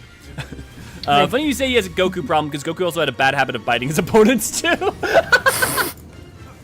You're not wrong. Isn't that more Mike Tyson? Yeah. I like Xenos. He's a fun villain. Heck, even overall, I found him more enjoyable than Yotsuyu for me. I mean, like, the thing is, of course you are. Like, Yotsuyu is nothing but, like, tragic, and I mean, that, or, you know, slightly characterized, not slightly, but a caricature of, like, vehement hatred in the beginning of Stormblood, so I'm not surprised that someone would like him more. I mean, it just depends on what, like, speaks to you. He has more under the surface. I don't know I'd say necessarily has more under the surface. I think they both have an under the surface world. I just like his Mary Soonness. We keep fighting him, but he can't win because plot. It's annoying. I mean, but we only fight him the once and lose. Well, I didn't really like Xenos, but I can see the appeal. I like that he finally kicked his ass, but to be honest, in the end, I would say nah, mate, and leave if it was really me. I mean, like, yes, you still have to stop him, though, because you have a responsibility to do so, but you are basically allowed to say, like, I take no pleasure in this, get fucked, I'm going to do this because I have to, but after this, we're done. The sad part was the Assassins didn't have to lift a finger, Thornton did it all. Well, yeah, I mean, like, but also he went behind their back and ultimately fucked him over. He let the dragon drag on, he was more dragon, unfortunately, than Seiryu. Admit that as time goes on, most of my dislike of Xenos comes from unending community gushing rather than actual problems I have with them. Yeah, and that's why I tend to really look at only source text rather than people's opinions on stuff like that, because I think you end up in a situation where your relationship to a character really isn't connected to that character, but the struggle you have with people. I mean, like, the same way that people can, like, fangirl over Xenos, like, unproblematically, or Emmett unproblematically, it's like, look, like, it's fine to, like, fangirl over and, like, or fanboy over and love their characterization, but at the same time, like, you have to, you know, be cognizant of the fact that, like, straight up, Emmett Selk was genocidal. Like, you can argue all the points about under the circumstance in which it happened, but, like, he was a genocidal lunatic, and Xenos is a sociopathic lunatic. We fight him twice. Just what a woman wants, don't you? We fight him twice and lose. I approve of the writing and the character, but not of the character's actions. Right. Yeah. Absolutely. And I mean, like, I only get up in arms a little bit because I feel like people don't discern that. But I think it's the exact same thing of people not discerning the difference between Xenos doesn't work for me but is an excellent character versus I think Xenos is a bad character because I don't like him. We fight him twice and lose. We fight him in Relgers. We don't really fight him in Doma. When do we fight him? Yeah, and lose? we do. It's a solo instance. Oh, it's been way too long since I played Stormblood. It's you do like yeah, like a solo, like you help Yugi try to assassinate him or something. Yeah. Yugi goes on her mission and you come down. Like, I remember that cutscene. I just thought it was only a cutscene. I didn't remember the instance. I have no problems with Xenos other than he wasn't utilized as well as he should have been in Stormblood. I don't know. I feel like the thing is Stormblood has multiple, like, I think it's interesting to me because I think Stormblood, for all that it's splitting focus on antagonists, has way more interesting antagonists for the most part than Heavensward does. Because I mean, Thornton's not that interesting, and Nidhogg as a force of nature and conceptually is interesting, but is really only made it most interesting by his relationship and similarity to Estinian. Yeah, thank you. Emmett Selk did nothing wrong. Yeah. Yeah, saying that is like, okay, let's miss the point. Let's also miss the point of literally that Shadowbringers is making. Are we gonna do what they do with Berserkers? Like, Griffith did nothing wrong, really. Yeah. Okay. Yeah. Sure, he did. It flashes to the clips. Oh boy. Look, I think everybody can agree we all wanted to punch Asahi in the face. Oh yeah. Which means they did a good job with characterizing him. Yes. Exactly. They did their job. He is like the Dolores Umbridge. of Yes. Final Fantasy 14. Like, it doesn't matter what it is.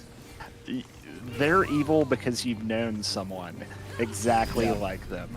But like his Asahi's conclusion, what happens in Endwalker, I loved it. It was a great moment. Let's be just very careful about being specific about spoilers, just because we tend to avoid. I'm sorry. Endwalker. No, you're good. I'm just letting it be. Okay. But yeah, no, I totally agree. I do agree though do with like what you're saying about that. the end of like the Brutus siblings. It's Yeah. very just in a way. It's appropriate, if nothing else, definitely. I found, to be fair, Emmett has more social charm than Xenos. Right, and honestly, sometimes I find that annoying. Not with the characters, but I find that people will disregard the quality of a character because the character's not meant to be hyper-charismatic. And it's like, yes, of course you like the character that's funny, witty, and hyper-charismatic, because, like... Well, but, like, maybe that's not the... Maybe you don't want every character to be that, because otherwise you don't have what feels like an actual living, breathing world. Just a thought. I find Xenos far more interesting when he was the only immovable object we faced up to that point that could actually put a halt to the Warrior Light's unstoppable force. Yeah, I mean, but like, you know, that's a great point though to Dimins, that I feel like some people find that way more interesting, whereas for like Ray, you know, that was what was more annoying and boring. I can imagine how hard Xenos would be in the ultimate as Shinryu, and no, I did not mean that in that way. I like Asahi and Xenos in the manga, much more agreeable. In the game, they're quite bad people. I mean, like, yeah, everyone gets to be slightly more agreeable in the AU universe. I just said AU universe, the alternate universe. Yes. Yes. It is. No, that makes sense. Like ATM machine. Yes. Yeah, exactly. You know, or we could just say ATM maneuver, you know, active time maneuver. Black Flame, good to see you, glad to have you. If Bahamut is a primal of Astral, yes. Dark Aether, what is Shinryu? Shinryu is not entirely clear because he isn't the catalyst himself for the 8th Emerald Calamity. It was never, so because of that, I think you can make multiple arguments as to what he represents. I think astrality, if you look at the notes about how it's possible he was born out of the memories of some of Bahamut, he may also be an entity of Astral. I think you also look at the change and what, like, energy and the way in which he engages with everything. It's also worth remembering that, like, even though he has attacks that seem like light-based, right, like things like what he's doing right now, Bahamut has Mega Flare and is still a primal of Astral. Now, whether or not something is inherently constituted a primal of Dark because it's a primal of Astral, is a very interesting question. I would tend to say that Astral and Darkness and Umbral and Light are co-linked but not synonymous. So I would definitely say he is a primal of Astral more than a primal of Darkness, because you have entities like Zodiark, who is a primal of Darkness, but also is a Astral primal and is as a fundamental part of their ability and skill set, the same way that Hydaelyn is Light and Umbral. Slope primal, yeah, primal of Slope. That's definitely what he is. No, that's you. You're sloppy. I will take that as a compliment. The universe No. I like to be the primal of Choppy. Just like you just like no, because like you have like Susano for the primal of Choppy. Like you just go through each thing from that video and which primal is each appropriately. Yeah. Also made a Graha. Oh, Black Flame, you're joining our army of Grahas over on Crystal Curl, where everybody fucking hangs out under the tea tree with the Grahas. I have not passed by the tree in weeks and not seen a Graha under it. And apparently a bunch of like Lalafels and other people are coming before raids and getting blessed by the Grahas. Like, wild stuff. Is that specifically a thing on Curl? I don't know. It's become a thing in the past couple weeks thanks to our group. That is amazing. Yes. It just arose from nowhere. There is a streamer that I was talking to yesterday that also kind of meets up in the same spot, and and our Grahas just bring them the greatest joy. Glorious. Sneaks and alert during setup downtime. Yeah, good to Warrior. Welcome back. That sounds absolutely adorable. I love little moments like that in the community where just stuff happens and it just It like catches on. Cat army. I mean, like the biggest ones for me, right, were Critchlow and Miura, right, with the Dark Knights and the Paladin. Like the fact that just like organically happened out of nowhere was really beautiful. For people who don't know what I'm talking about, when Kentaro I'm forgetting his first name. Yeah, but- Kentaro. Kentaro. Yeah, Kentaro Miura passed away, the writer and artist for Berserk. Basically, there were vigils of Dark Knight all throughout places like Ul'dah, with people in Dark Knight, as a Dark Knight standing in front of fires, like the fire minion. And then when Steven Critchlow, I believe, right? Yes. Is that correct, Isa? Yes. Yes, it Critchlow. is. When he passed away, he's the voice actor for Edmond. People I did a miss him similar so much. thing.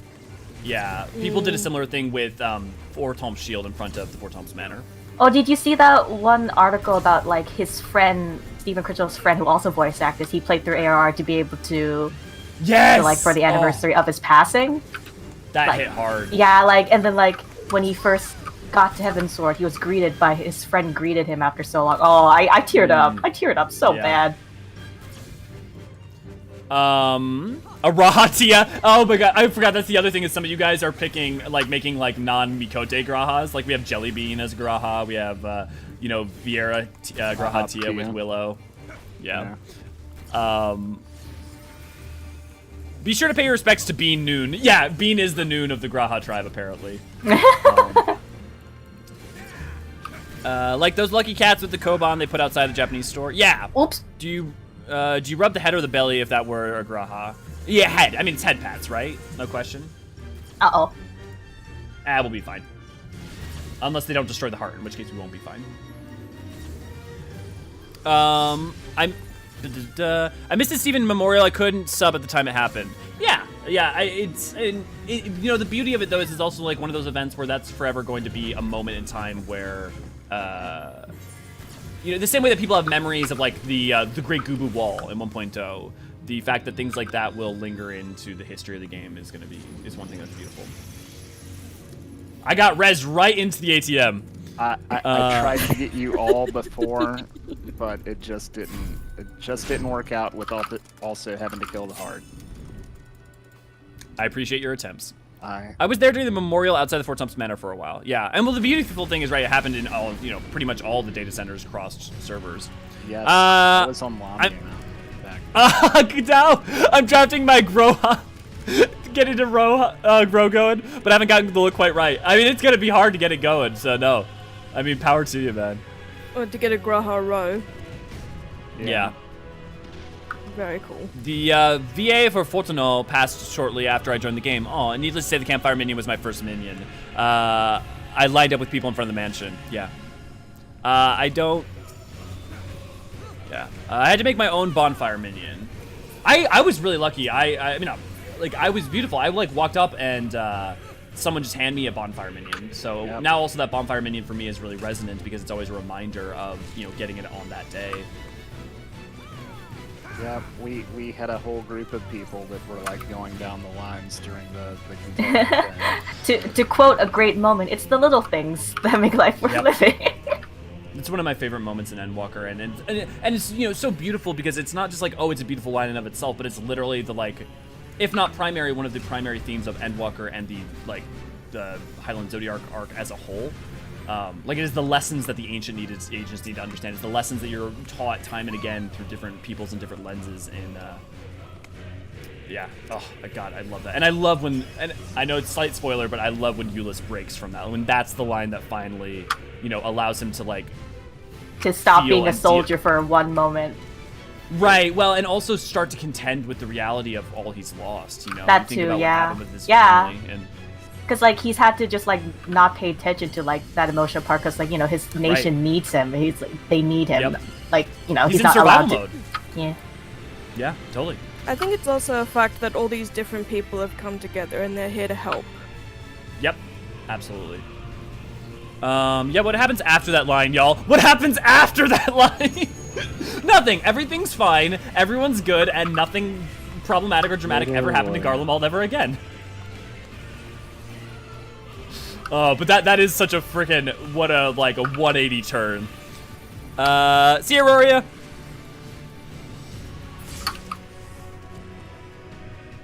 Yeah, seriously though, I don't know if you guys know this, but Endwalker is pretty fucking good. Holy crap, we cannot get our friggin' thing. Do you know about Rubber Rosa's Eggwalker gag last year? No? I don't think so. Not off the top of my head, anyways. I it sure a- still have whip. Does it involve eating eggs? Yeah, is it the person who ate like a whole bunch of eggs? Sure, I still have a whiplash almost a year later from that 180. Real controversial opinion, Elio. Yeah, saying Endwalker's pretty good. Rubber Nuclear hot rocks. take alert. Endwalker is pretty darn good. Yeah. Nuclear launch detected. I feel like the Oh, only. Lord. I feel like the only like fire, like not even fire, but like spicy take, like to some that you might have is if you say something like Endwalker's better than Shadowbringers, which I mean,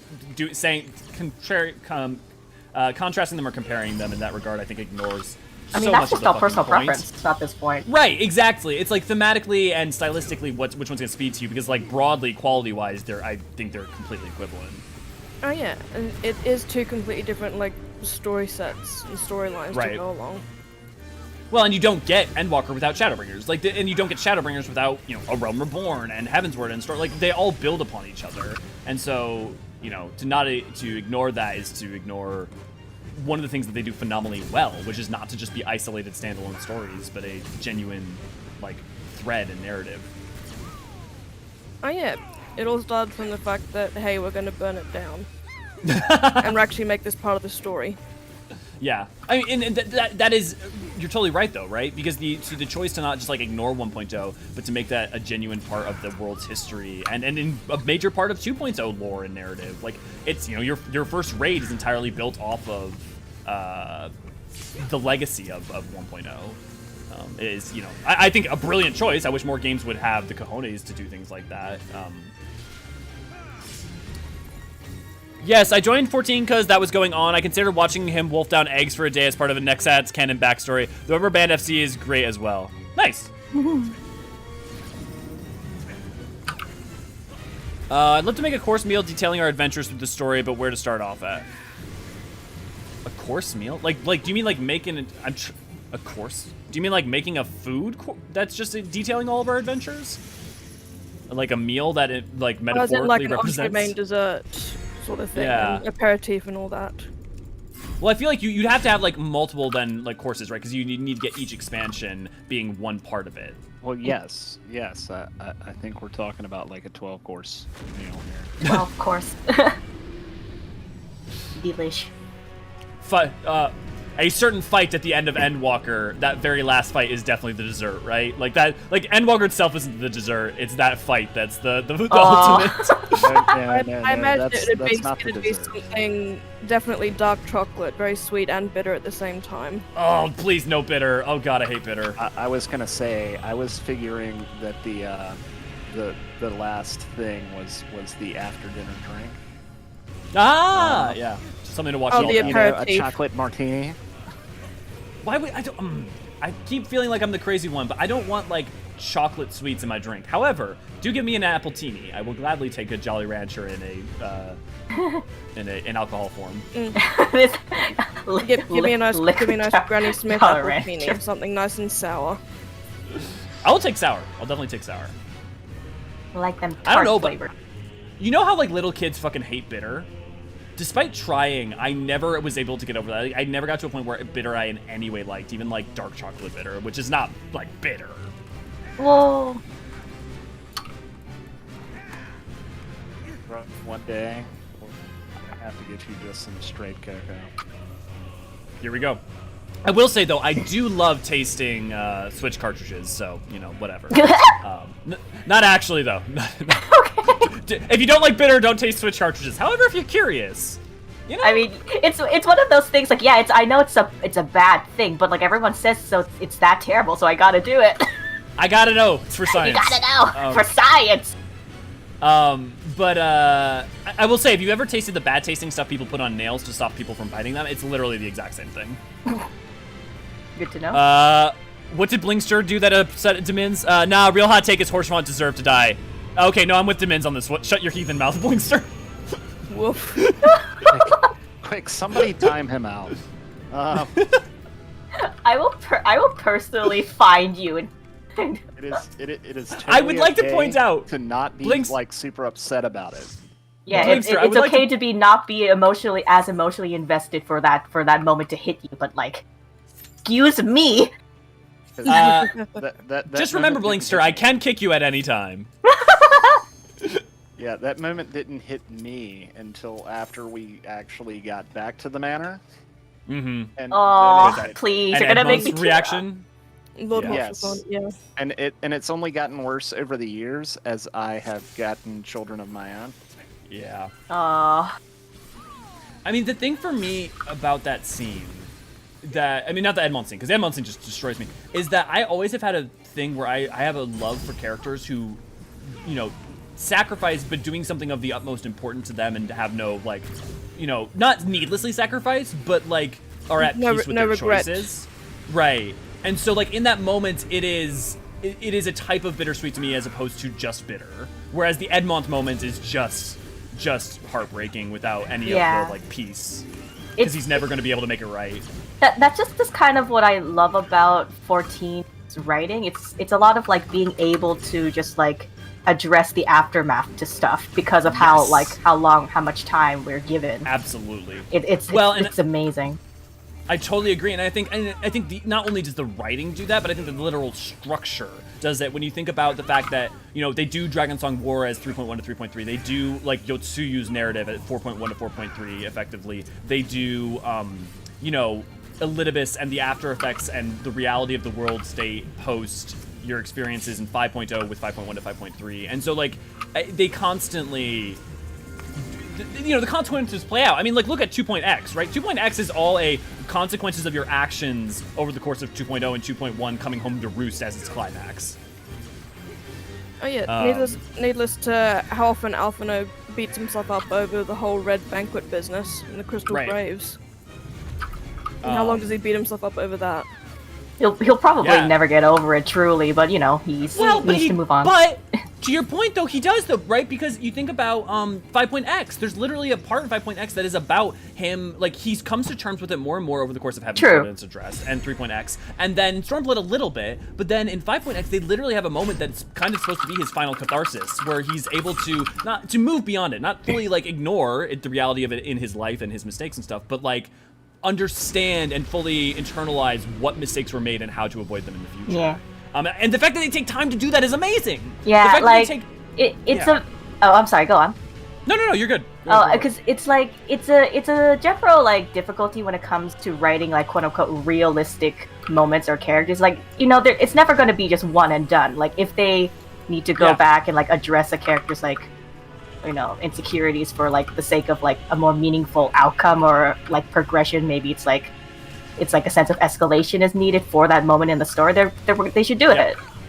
And I was just saying this last night to someone, which is a story can't be all climaxes, right? You need the small moments, not just because they matter, because the heart of them can be sometimes the point, but also because that's how you build to bigger moments. And a great example is it's 4.1 or 4.2 where you're doing basically business trade negotiations with Nanamo and. Oh, I love that. I love that. I love And it's politics, man. I love when games if the world and the world and the towns and the civilizations are the politics are beefy enough to be able to go into that sort of stuff and be interesting. Yep. I personally found it really interesting.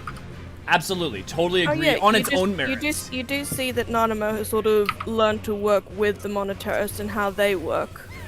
Right. Well, it's so important that the thing is that exactly, but her coming into her own is important in terms of the legacy of 2.x. But also, you've just done the thing right where you have, Raban's left, and in most games, not most games, that's not fair, but a lot of a weaker script would just be they've had their climactic moment. Nanamo has been left by Raban. That's just a thing, and now we're not going to talk about it for, if at all, again, for a while. But it's no, dealing with the slight fallout of that and the ramifications to the broader world, especially within the relationship between Ul'dah and Alamigo. That's incredibly, I love that shit.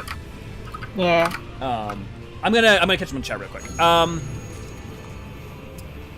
Oh my god, you guys going ham. Okay. I was going to consider watching Wolfing Down Eggs. Full course meal. Tells a story. Yep. Endwalker is turducken. Why the fight is some cinnamon covered chocolate ice cream. I mean, you're not wrong, but also I hate cinnamon. because apparently I just dislike a lot of things. For Endwalker, we start off with Archon Loaf Toast to commemorate our arrival to Charlian, then some Mango Lassi for Thabnair after the business with Teleport. AC, you put some thought into this, and I'm here for it. Yes. I knew Archon Toast had to be in there somewhere. Yeah. Then all the foods and spread we add over the Scion's Annex for the last stand. Yep. I wouldn't say you love licking sandwich cartridges, just that you're compelled by some deep primal instinct fundamental to the human experience. You're not wrong. I'm the monkey that ended up finding the lake nearby instead of staying over in our hovel, but I'm also the monkey that definitely got ate by the tiger because I ventured too far. Edmond's reaction is what broke me. Yeah, I will say the first time I played it, like Edmond's reaction like hit me hard, but I didn't. Every time I play Heavensward, that Edmond scene hits me harder and harder. Oh yeah. The scene with Edmond's reaction is what got me of the two. Ain't even a father. Granted, did bring me to tears. Just hit really hard, repeating his words and everything. Yeah, and just that feeling that he will never really be able to fully make it up to his son and fully communicate just how proud of him he was. And like, whereas Horsefant got to go knowing, you know, he did right and he saved, you know, his sacrifice was enough to hold the line and to secure a better future. Oh yeah, like he like. Can I get on my soapbox about Horsefant? Oh my god. Yes, let me finish chat and absolutely go for please, the soapbox. Go ahead. Yes. Yeah, I meant 4 times mana earlier. I said Fortunal. Yeah, all good, Black Fame. I thought that was probably what you were getting at. See, like I said, it's a real hot take. You need a gripping tail filled with a perfect amount of levity to counterbalance the pathos, and 14 got it all. There, hey! Good quote, Hydra. Good fucking... God, I fucking love Hythlodaeus. Anyways, moving on. Raban still needs the Magitech armor prosthetic. I have wanted that since he lost it, but I wonder if we'll ever get it. Sword shooting Magitech arm, yeah. My statement is a hill I'm not willing to die on. That's a great way of putting up a controversial opinion you have no intention to defend.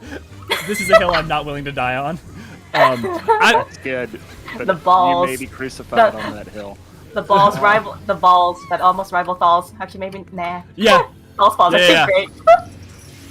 The greatest of balls. I'm the monkey that discovered psychotropic mushrooms purely by accident. Oh, it's immense. Okay, yeah, go for your soapbox now. Oh, please. Okay, so, like, the fact that, like, so you more or less learn about Horsefant, like, his whole relationship to the Ishgard nobility and his family of him being, like, not of true noble birth and all that stuff, but, like, the fact that he still loves his nation regardless, and, like, he did that for, like, a nation that for, like, the change that he himself wouldn't be able to see. Yep. Like, and like, absolutely. Like literally, like in terms of on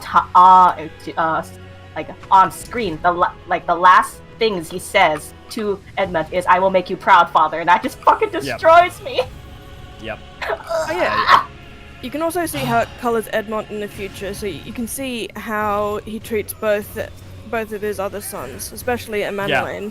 Oh yeah. Well, and to an extent, also the Warrior of Light, and the way in which, like, I mean, not that he wasn't hadn't already absolutely warmed up and was, but also sees your legacy as an extension of his own, of Horsefant's, and so, like, actively seeks to support you in every regard he can. Yeah. How he supports Emmerich and all that stuff. It's good stuff. It's good fucking stuff. Ugh, it's not fair. It really is. I was talking. A lot of the nobles of Ishgard really like us because you have that moment with Amric, and he's like, "You'll have everything and an airship to carry it on." It's just like Jesus. Yeah. Well, it's interesting, right? Because you got the Zemel, you got Halionard, you've got Fortomps, and you've got, why am I forgetting my brain? Durandare. Durandare. Thank you. Yes. And it's nice because if you throw all the side content in the game, you actually can have some kind of relationship with each one. Through Machinist, through Restoration, through the MSQ itself. So, it's yeah. Not to mention, you've even got Hilda and the people with the broom as well, who seem to be very fond of you too. Did somebody say? Well, because yeah, if you say Hilda, Issa is gonna be, I was about to say aroused, but I mean, well, that's accurate. Hilda, bork. Pretty much. I'm just imagining like Hilda, but like doing like, I said I was looking for a breedable male, like that whole like TikTok of like I was looking for a breedable male and I got this, and it's just like a litany of people like doing like guys doing like dog barking noises, but it's like Hilda doing that. I was just looking for some decent hounds, and apparently I got this. Hey, I'm not saying I'd lick her boots, but I'm not saying I'd let her destroy me, but I just look down in the corner of chat and I just say, did someone say Hilda? Jade's just shouting, I've been summoned. Bork, bork, bork. Hilda's pretty good. Remember that cinnamon and banana literally aren't what they used to be. It's not liking them is pretty reasonable. Yeah, the whole Gros Michel thing with bananas. Actually, it's funny. I do like banana flavored candy more than I like bananas, but I like banana flavored candy based off of the. I forget. Is Gros Michel the one that died because of the being basically effectively clones of each other, or was it this is the current one, Gros Michel? I can't remember. I still cried even though I've seen him in his death like 4 or 5 times. Yeah. Well, I mean, like, I would point out that if you know these a scene with the creation of a field of flowers from Endwalker makes me cry every time I watch it, regardless of context. Does not matter how my day is going. Does not matter what I've been doing prior. If I want to feel something, all I have to do is watch that scene. Bro, you ever just ugly cry when just like very important thematic music from 14 plays? That's me. Abso-fucking-lutely I do. Look, I'm not saying that every time I go to Ultima Thule there are somewhat tears in my eyes, but every time I go to Ultima Thule there are somewhat tears in my eyes. Oh, bruh. And I will not specify why, for in case of spoilers, but... Because recently I actually found this rather very well done, put together GMV for Endwalker, and oh my god, it has me in tears every single time I watch it. I mean, like, honestly, Close in the Distance gets me so emotional that's why I did like the lyrical lore for it. I mean, honestly, that's why I typically end up doing the lyrical lore as I do, is because, like, I have so much emotions for the song, I need to express it! Yes! Which is also why it's like in the... cuteness aggression. Yeah. It's definitely, that's definitely why I want to do In the Balance next, because In the Balance not only is a banger, but it's actually a really emotional song if you understand its history. Can you guys imagine Heavensward a culinary journey? I can. AC, if you just want to share that you've thought about it and what you think, you can just say it. Oh, you have a good story for me? Let me fight it. 2 seconds later, oh god, this story got my hands. Yamacho. I don't know what you're referencing, Hydra, but also I agree. When we get to the moon, we need dark chocolate filling moon pies and carrot dishes for Zodiac with the dark inside. Yeah. Careful about specifics, AC. Hilda got my bow tie spinning and honking like a goose. Yeah. Hilda got me those Looney Tune wolf eyes. Banana milk is delicious. I don't know if I've ever had banana milk. It's a Korean staple. Whispers. It's a Korean staple food, I'm just gonna say that. Interesting. Somehow I didn't know that. Whispers. Thank you, Black Flame. Here in Oz, I know we've got caramel malt milk. Yep. It's yummy. Also, so, okay, here... I don't know where else to say this because it's such like a fucking vain, weird thing to say, but I have to say, I really love watching the, like, so the lyrical lore I put out for Close in the Distance, when it has, like, at the end of it, I put, like, all the cutscenes from our entire journey, like, put together, and I just love, like, watching that, and it's not even like oh, it's my own shit, it's just like I love the visuals of seeing our journey co-related to that, and I'm like, I'm hoping, like, what I'm hoping for is that there becomes a more and more vibrant AMV community for 14 over time. Like, we already have a vibrant one, but, like, I feel like we need to, like bring back 2007 for Final Fantasy 14 with, just people doing, all sorts of different songs with that. Also, if you have any good ones, definitely throw them in the video chat, for the Discord channel. And speaking of, if you haven't joined our Discord already, why not come join us at our, the Eorzean Archive Discord? We have a social good time, and you can do things like talk and speak in these streams and stuff. Get sloppy. And cry about how precious Graha is, because that's a thing. To be fair, you can absolutely do that in our Discord. It is done quite often and quite frequently. You can also probably do that. Yeah. There was definitely a period of time about a week ago when every screenshot was just someone with Graha. Ear wiggles. And of course, it's gonna be even better because with Hallow's Wake coming, yep, you can actually be Graha. Yep. I mean, I'm Graha right now. I've always been Graha. What are you talking about? I've always been. I am Graha. No, I am Graha. It's a Spartacus scene, but it's just all Grahas. You're Graha. You're Graha. He's Graha. I'm Graha. Is there any other Grahas I should know about? Meow. Seto is best burb. Oh, dude, if you want to cry, 5.3, the scene at the top of the Crystal Tower, but you're not here to see it. That entire thing emotions, but then also Seto, a boy and his bird. Settled, please. Oh, my heart. I can't. I feel like nothing makes people want to get to Omni 80 faster than realizing that you can get an Amuro mount by doing it. Please. And if you didn't know, you can get an Amuro mount by getting Omni 80. I am on my way there, I'm man. working on that. Yeah, Slowly. I've got to finally do all of my melee DPS. Vanu insect delicacies? Ooh, yeah, that's an interesting idea, Kadao. Hilda got me play dead. Yeah, Jade. Said it. The credit scenes. Yep. Oh man, Hydra, I don't know if you're talking about the Endwalker credit scene, but the final part of the Endwalker credit scene. Oh, what emotions. I feel nothing save for that one time with Seto. Okay. My death atone for my statement. I want to create an AMV for this game, still going over my personal journey, but Vegas goal has to do something for Bravely specifically. Yeah. I guess for me, like, I would want to make AMVs that are, like, I would definitely want to make it so it's not my character or anything, because I would want to make something that is effectively could have been put out by Square. It's like the hope, right? You put out something that, you know, has canonic Warrior of Light in it. But that's just my tastes. Same to you. I'm just curious because I've heard a lot of different names for like the canon Warrior of Light. Mm-hmm. The main one I hear is Meteor. Satoshi. The most common one used is Meteor. Derplander is also a close second. Satoshi, I believe, is used John's Final Fantasy. Yeah, Derplander is definitely the affectionate one that a lot of people in the community use as well. Meteor, I believe Satoshi is common in Japan. Someone can... my favorite is Derplander. Yeah, a lot of people like Derplander. Oh. I think if I was going to pick one that I would see as the most official, I would definitely use Meteor, for NA at least. And we also have a fun video, thanks to Ray coming out on Comet, which I'm not going to say any more about because I will watch the video when it comes out, but let's just say there is a canonical, effectively female Meteor that never made it into the game. Well, I guess never made it into the game, effectively. Ah, damn it. I do, in fact, like girls. Girls are great. Women are great. Look. Indeed. I'm not going to argue with that. Man, women are great. I do like that they've given the quote-unquote fan name of Comet to match with Meteor. Yeah. Well, I mean, they didn't have anything else to work out of, so, like, it definitely, I think it's a beautiful symmetry. I think girls are neat. Demins, yeah. I mean, like, even if Demins can agree that girls are neat, that's when you know they're pretty okay. Wait, if you're Graha, and I'm Graha, then who's driving the train? Cuts to Angelo slamming into the levers. Having my own mini Seto was what kicked off my journey to Omni 90. Yeah. Do you have to get a 90? I thought you only had to get to 80 because I thought it was Shadowbringers, or did they change it so that now it's still 80. Okay.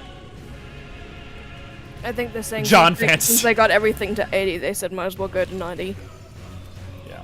I think the all 90 reward is like a glam item. Is it? Yeah, at least in the achievements menu. I don't know if there's like a quest or anything specific to that, but in the achievement menu, it's like a glam headpiece. I just totally forgot that there was one. Or maybe I just never even knew.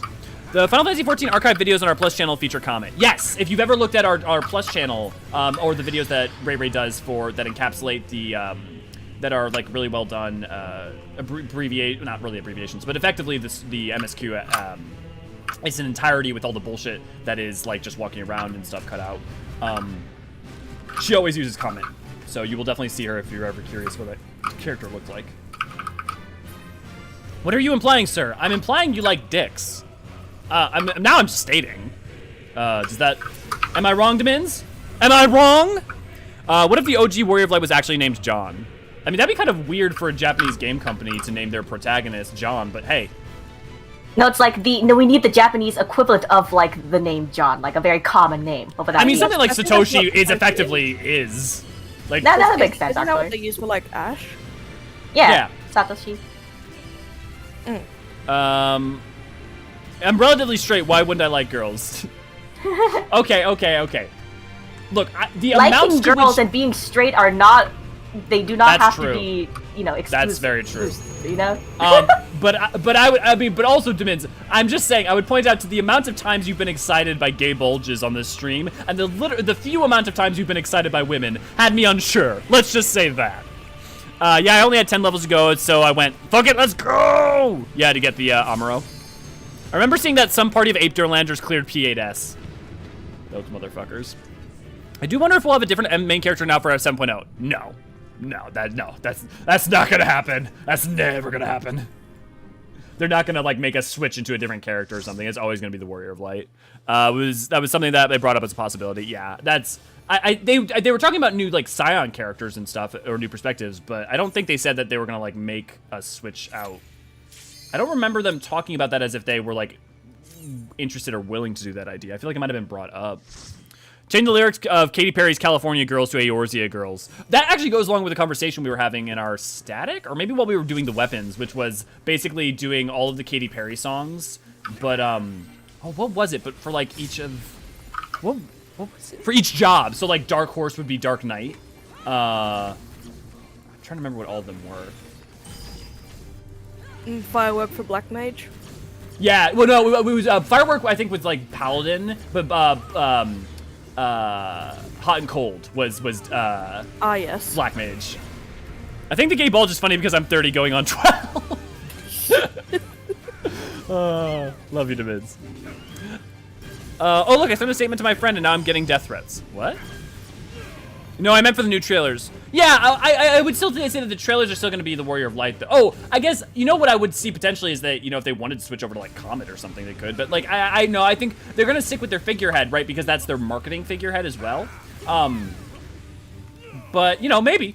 You know, I'll be happy to be wrong. Look, my predictions on that shit has not been spot on. If you looked at the cover art for both A Realm Reborn, 1.0 and Endwalker, it's like bookends. Yeah. Absolutely. I mean, you got, like, Archer. You know, it's interesting, because he's got the Archer gear, and you've got Archer him from the 1.0 trailer with Silver. Kill the tail! Kill the tail! Let us not fall. But the, it's interesting, because his pose on the 1.0 cover trailer almost looks like he's a melee more, because it almost looks like he's swiping with a sword. I would personally prefer they stick with Derplander, but I do wonder. Well, I mean, like, the thing is, to me, is, like, why not just express it with other new characters, right? Like, put in a certain new friend from 2.x, or 6.x, or, you know, or have Kryl, or have, like there's, or, you know, any of the new characters we'll meet in Mirror City or New World or wherever it is. It's like, there's so many other ways to do it, like, why... What is the benefit of changing the Warrior of Light characters model to something else? Especially when they, you know, historically, it's not always, you know, it's different hairs, it's different facial features, you know, or facial hair and whatever. Like, they can adjust it in various other ways. I was told that they specifically, for Midlander here specifically, they added that face option after, like, that, the canon design from the trailers were put into the game for you to play as. That became a thing. Like during like 1.0 or? I don't remember when, but like after like the quote or like our canon Warrior of Light design became established, it became like a character creation option. I know that like obviously the facial hair for Endwalker wasn't added until was added in so that we could, you know, you could always have the canonic Derplander. Make Graha the poster boy for Final Fantasy XIV. I don't think you're going to catch any umbrage with anyone in this chat, Ray Ray. Yes, I agree with this 100%. I'll speak up for the gay bulge community then. Good help. Please do. I didn't even think that he's the best cat boy, and I'm okay with that suggestion. Everyone, Issa doesn't think he's the best cat boy because he has a hard-on for Zruntia, which is understandable. I mean, Zruntia is actual father. So. If you like daddies, Zruntia is good. Oh my god. He is literally a silver-haired fox. Like. Oh my goodness. Oh. Oh. If you very like true. Zruntia, very true. Do I have a treat for you at FanFest? I mean, I do have a soft spot. I do have a soft spot for Runar. Runar, our boy, our cat boy man, or a catman boy. Our Catman do? Our Catman. But yes, there will be. Let's just say there's going to be some cosplaying going on at FanFest. Fun. Oh, now see you saying that just makes me think of the Kazoo kid. Fun. See, Kazoo. See, her saying fun just makes me think wet.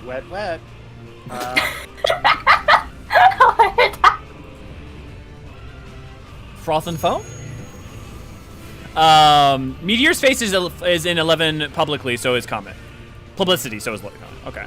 Gay ball community feats twerking Estinian. Red Mage Pride. Yeah. Yeah, there's a lot of red mages in the T community.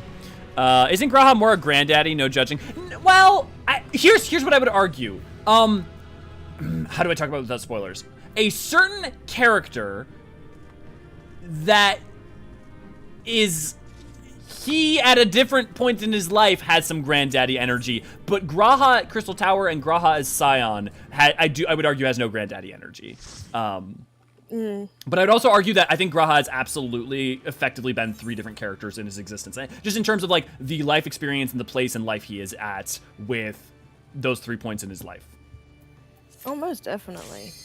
Especially when you think about how memories work too, and you think about, you know, Crystal Tower, him being at a very, obviously not having gone through a lot of this stuff, but also Scion Graha being a confluence of the other Graha and Crystal Tower Graha, right? Because it's not just a, you know, just second Graha, for lack of a better way of putting it. Don't they literally? Second Graha doesn't just they override talk the about that at memories. one point. Yeah. Yes, this is the thing that drives me wild, is that they explain this in the MSQ. Like, don't get me, it's a heady concept, but they do talk about this very clearly in MSQ, but a bunch of people are like, no, like, they're like, no, it's just straight up second Graha. There's no, like, it's like, no, there's, like, they explain that there's a confluence of emotions, and, like, I don't know why I'm salty about it, but I have heard so many people be like, no, it's just straight up that character. I'm like, they literally it's like, tell us it's not. It's like literally manifesting like imposter syndrome, kind of. Yeah. Imagine image posted in screenshots. Ooh, what image? I gotta check it out. Loif, best bun boy. Yeah. Well, no, I mean like Aaronvald is best bun boy. Like let's be very clear. Arenvald. I mix up their names. Oh, Aaronvald. I say Aaronvald. Thank you. Yeah. Arenvald is our big chisel. Okay. Now I'm just chiseled son. Now I'm messing Arenvald with bunny ears on, and I need this in my life.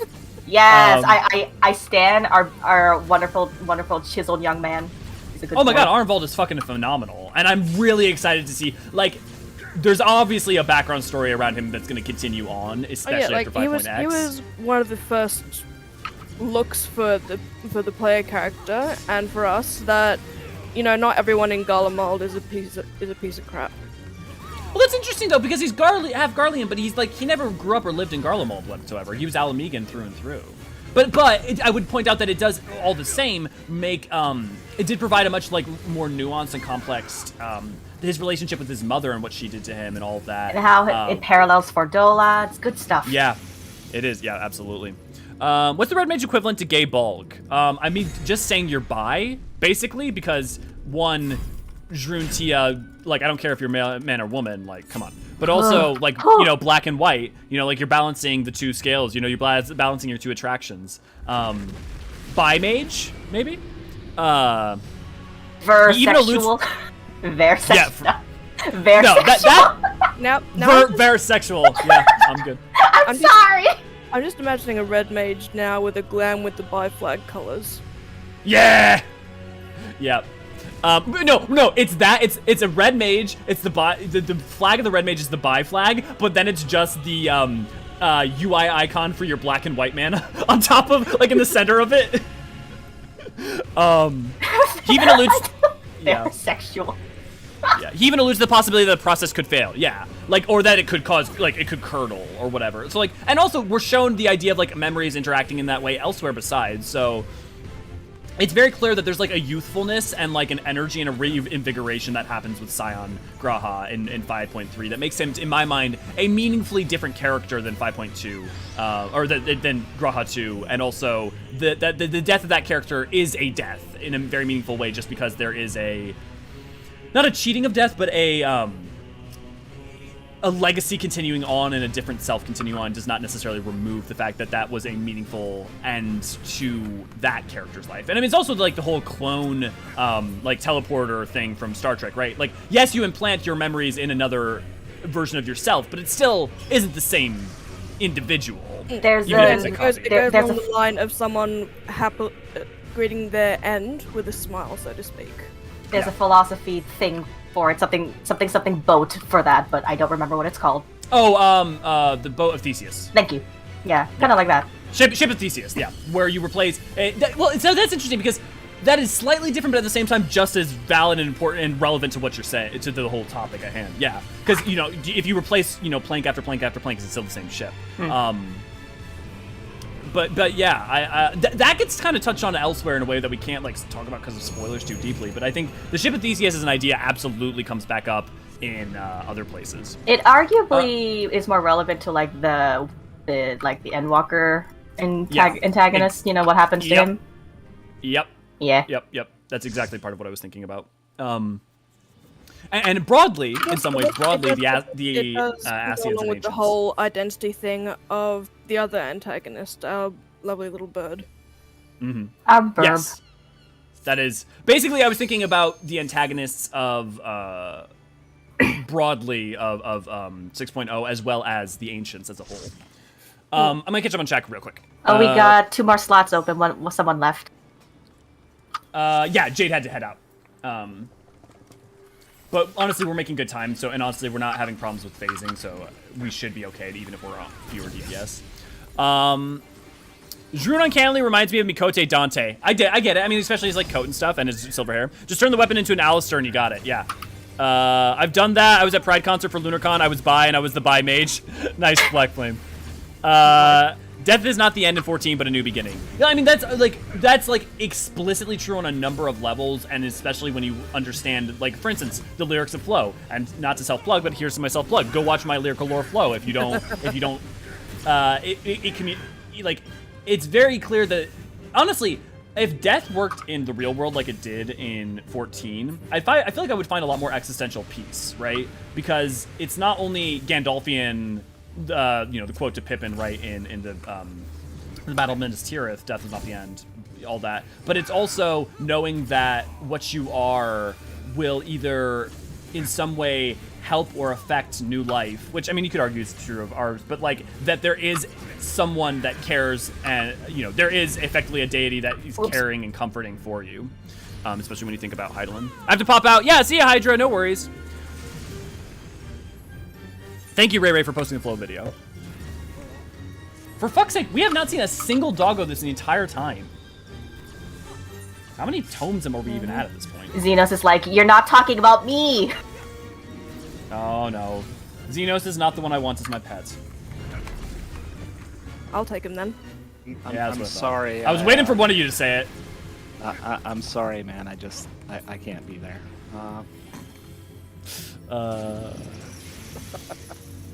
Oh, I have Discord messages. I should check them. I got a crash or I won't be able to. Yeah, okay. Oh yeah, that message was forever ago. Yeah. Speaking of, about how much longer are we gonna be? We're gonna be wrapping up soon here because I'll need a little bit of time before static.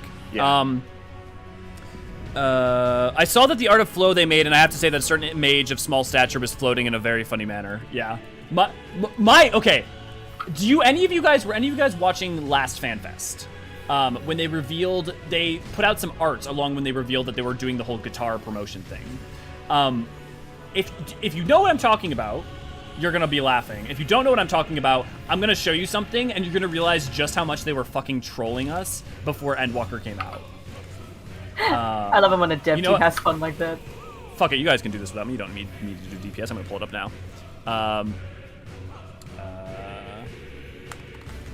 Then Elio died, and so did the rest of us.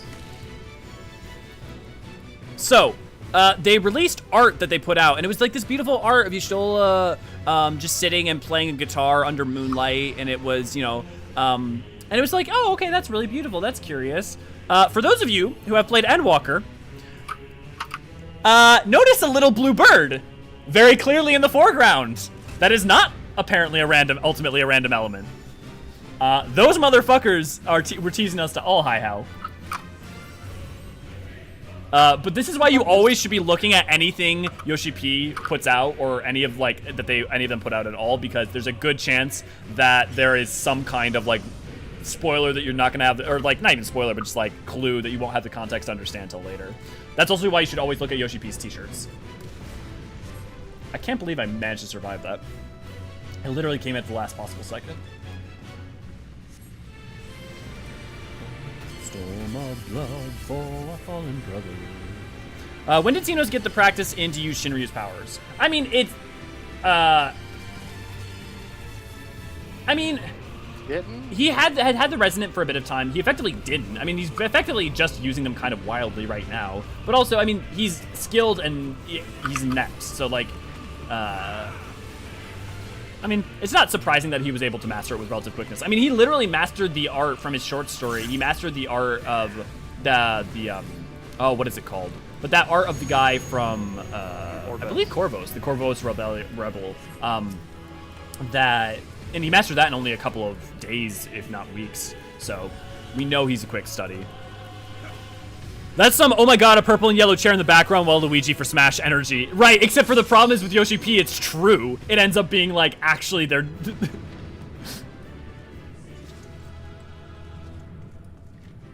The Aether electrical guitar is a housing item as well as an instrument. It sure has blown up in popularity, hasn't it? Oh, for fuck's sake. How many totems do I even have now? I have... No, on a side note, with the whole dialogue business in Endwalker, as an Australian, I am curious to see what the Final Fantasy analog for Australia is going to be with Mericidia. Yeah, Mericidia is very interesting, right? Because you could definitely code it very Australian, which I think is the most likely candidate. But, you know, do you add African elements as well? Because we don't have a continent that's representational of that. And there's also some items that could harken loosely onto either aberrational references or Talking to me. Sorry. African references. No, I'm super excited to see how they approach Mericidia as well. And also whether or not they use some of like the destruction that was wreaked and the lasting damage by the third, right? Or the fourth Calamity, but also the war during the third Astral Era. To use that kind of like as parts of like what they'll do for the Outback, you know, the more desolate landscape. That's super fucking exciting. Because they could play it so many different ways, is the thing.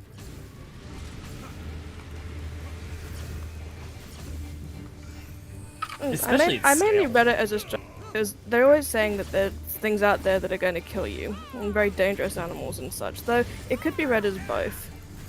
Yeah, I think the much safer bet, if you look at it like both literally physically in geographical space, its shape, and like most of the hints, I think definitely support Australia. But what's curious is to me, because there's no like hidden continent, you know, to the south of Ilsabard or Eorzea, where do they choose to implement more African elements, or do they wait to do something like that with perhaps one of the reflections? And I don't know. Mericidia, I expect, will look like a wreck in some places, and potentially with untapped cerulean reserves under the ground. I feel like they would save the cerulean stuff far more for if they were going to do it the New World, because that's literally one of its narrative elements for like Blue Mage and stuff. But it could be. But especially with Garlemald gone, you know, is the mass need for ceruleum not able to be supplied by, you know, Northern Thanalin or the cerulean glens, especially because you can do the side quests in Garlemald to get the cerulean glens back up and running. So we know the production of it. Where's my Garlemald restoration, Square Enix?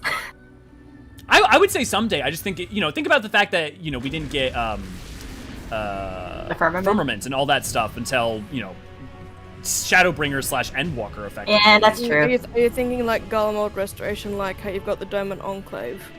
Yeah, definitely. Like that could also, yeah. Well, you know what they do, right? I think the way that they would do it is during the final role quest where you go... Sorry, didn't mean to laugh, but I just watched you walk right off that edge. If it was the first time, that would be one thing, but it's like we're on time like 24, and so like seeing that happen threw me for a loop. Did you auto walk too much? In the role quest, we know that there's actually a large section of the city that's to the north behind the tower that you never get to see. So I think they could easily be like, oh, they'll do the restoration there since they, you know, can like just create it from scratch, whatever they want to do there. The same way that like the Enclave we knew existed, but you don't like really see its size, scope, and scale until they did the restoration. So I definitely think it happens. It's just a question of when. And they've set the seeds up for it the same way that they've also set the seeds up for things like moon housing. Lore, good to see you, glad to have you. Have there been any descriptions of Mericidian areas? Yeah, so the biggest one we get is from EE1, but beyond that we also get bits and pieces from things like the Warring Triad, from grain, from like different food items that have come from there. The thing is they've kept pretty restricted contact with Eorzea proper, well, the broader world proper. There's also a little bit about there for some in the Thavnarian lore, just because they're the closest effectively, other than somewhere like Volnane in the southern part of Othard, in like Dalmasca Inferior. But yeah, so I can go read off the EE1 lines that we have after this run. It's a reference to the various oil reserves untouched in the Outback. Yeah, I would just say that, like, from a narrative element, do you want to repeat doing that over and over again as a conflict point when it would make more sense to do it when, like, resource abuse and theft is already kind of a narrative element that's popped up for the New World. It's a jungle out there, all the hate and confusion everywhere. Yeah. Cerulean Canyon will definitely be one of the prettiest areas. Yeah, it's definitely going to be really, I mean, like, the Cerulean Glens are already, in Ilsabard are already not just Ilsabard, but Garlemald itself is gorgeous, especially when you see them light up at night. Dinner's over. Everyone has dispersed once again. Welcome back. And the description we have is shit's real fucked. Well, it's shit got real fucked. It never fully got unfucked, and shit's real fucked. So like, yes, Demins is absolutely right. But it's not clear just how much it may be that parts of it have been able to, like, get better in the intervening 5 millennia. But the other thing that's very likely is that there's likely to be a high amount of void sent there, which also ties into 6.x somewhat. Do you like what we do? Consider showing your support and signing up for our Patreon at www.patreon.com/Eorzean Archives. It goes a long way to supporting us and making this whole thing more sustainable and allows us to do fun things like go to FanFest and cover that as well. Honestly, if it is going to be a analog for Australia, it would be interesting if they had, like, seasonal things, because here in Australia, way up north, you've got hot and dry seasons, but you've also got like bushfires that come through regularly, because the stuff that grows here kind of needs bushfires to reproduce.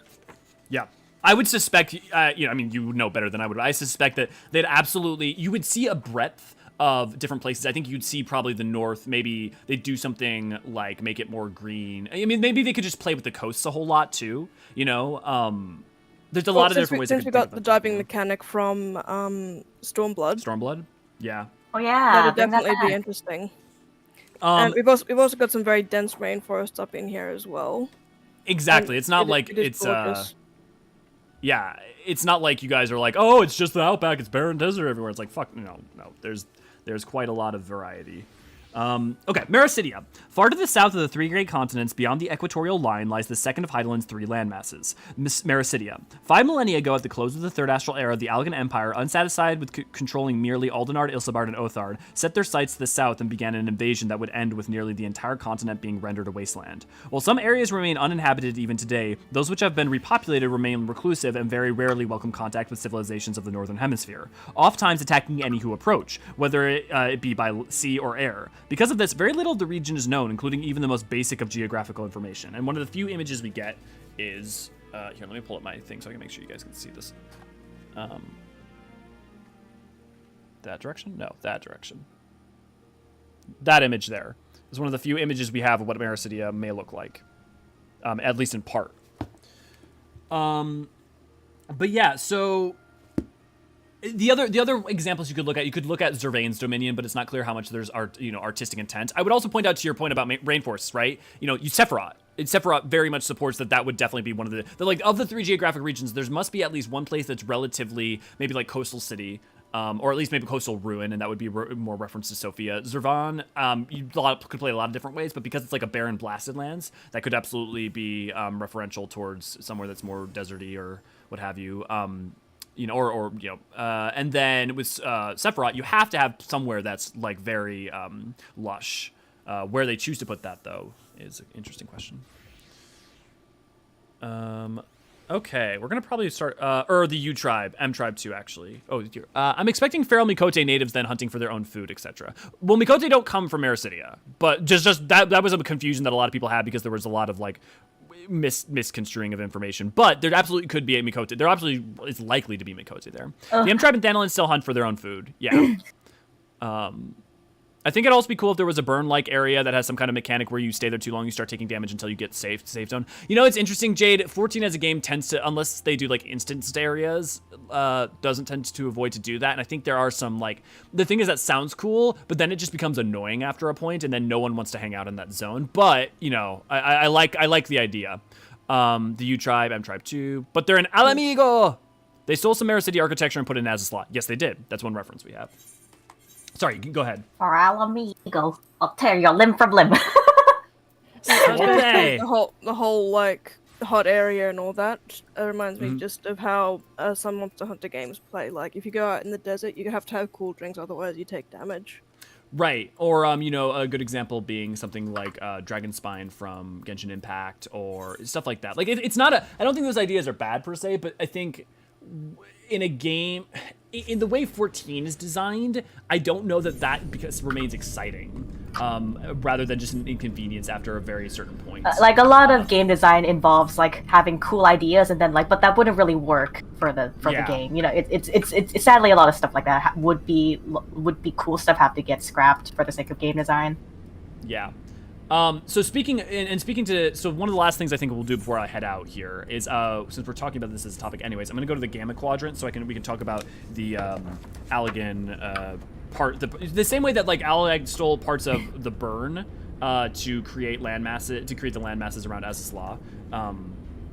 The here, where is it? There's a note on this as well somewhere in EE1. Give me a second. Dravania, Azazla, there we go. The Gamma Quadrant. Researchers stationed to this quadrant overview the development of creation of unmanned weapons devices such as nodes. Oh, is it not the Gamma? No, it is, isn't it? Because that's where the cathedral is. Or is it development? No, Delta Quadrant. Enhancing dragon physiology. Dragons were bought. No. It's referencing that they brought in the Mara City dragons. But specifically, here's this architecture that seems to be referencing Mara City. If I'm not mistaken, the log for it talks about this somewhat. Hunting sightseeing log. Heaven's Word. Man, I need to do more of those. I don't know why I haven't. The Cathedral. A cathedral designed in a distinct Mericidian style, the architecture suggests a place of worship by the tribe of tree-like beings who believe themselves remnants of Sephiroth. To research the link between the faith and the primal summoning, the Allagans moved the ancient structure to Azazla from its original location on the southern continent.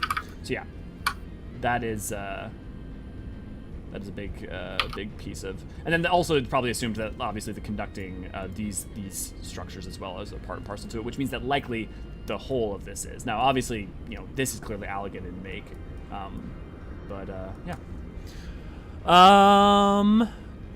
That'd be more suitable for a single-player game. Yeah, agreed, Demins. The burn isn't entirely inhospitable since we have creatures actually there, so the ambient environment will kill you from overexposure, just not comfortable. No, the ambient environment absolutely will kill you from overexposure. It literally will sap your aether, and it will kill you if extended time there. The beings that are able to survive there are able to survive by going either into forms of stasis or actually exiting the burn. To whoever's clicking, if you don't mind, if you could just mute if you're not talking or something, just to avoid the keyboard sounds. I think there's a bit about, let me find it. There's a bit that talks about this in the burn, but the burn is absolutely explicitly inhospitable, effectively for the most part, because it will just effectively over time sap all of your aether, because it, you know, aether will try to create an equilibrium. You know, is it inhospitable to any and every being that's ever existed in every context? Maybe not, but literally we know it, like, you cannot survive long term in it, especially if like you're spoken. So let's see, Forge King. No. This actually, that's a good question. What is the Mist Dragon? Is the Mist Dragon constituted as an elemental, as a seedkin, a vilekin?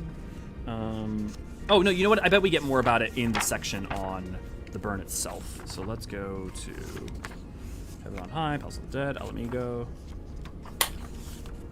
That's weird. I swear to God we have a section on the burn.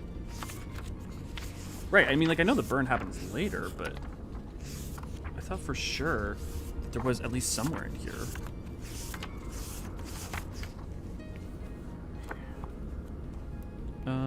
Geographics, Chimera, Void Scent, no, Cloudkin, Wavekin, Beastkin, Matanga Primals, blah, blah, blah, blah, blah, Ananta. Actually, you know what, maybe If I don't find it soon, maybe we'll just call it. But if I find the note, I'll throw it into the lore discussion for the Discord. Speaking of which, go check out the lore discussion on the Discord.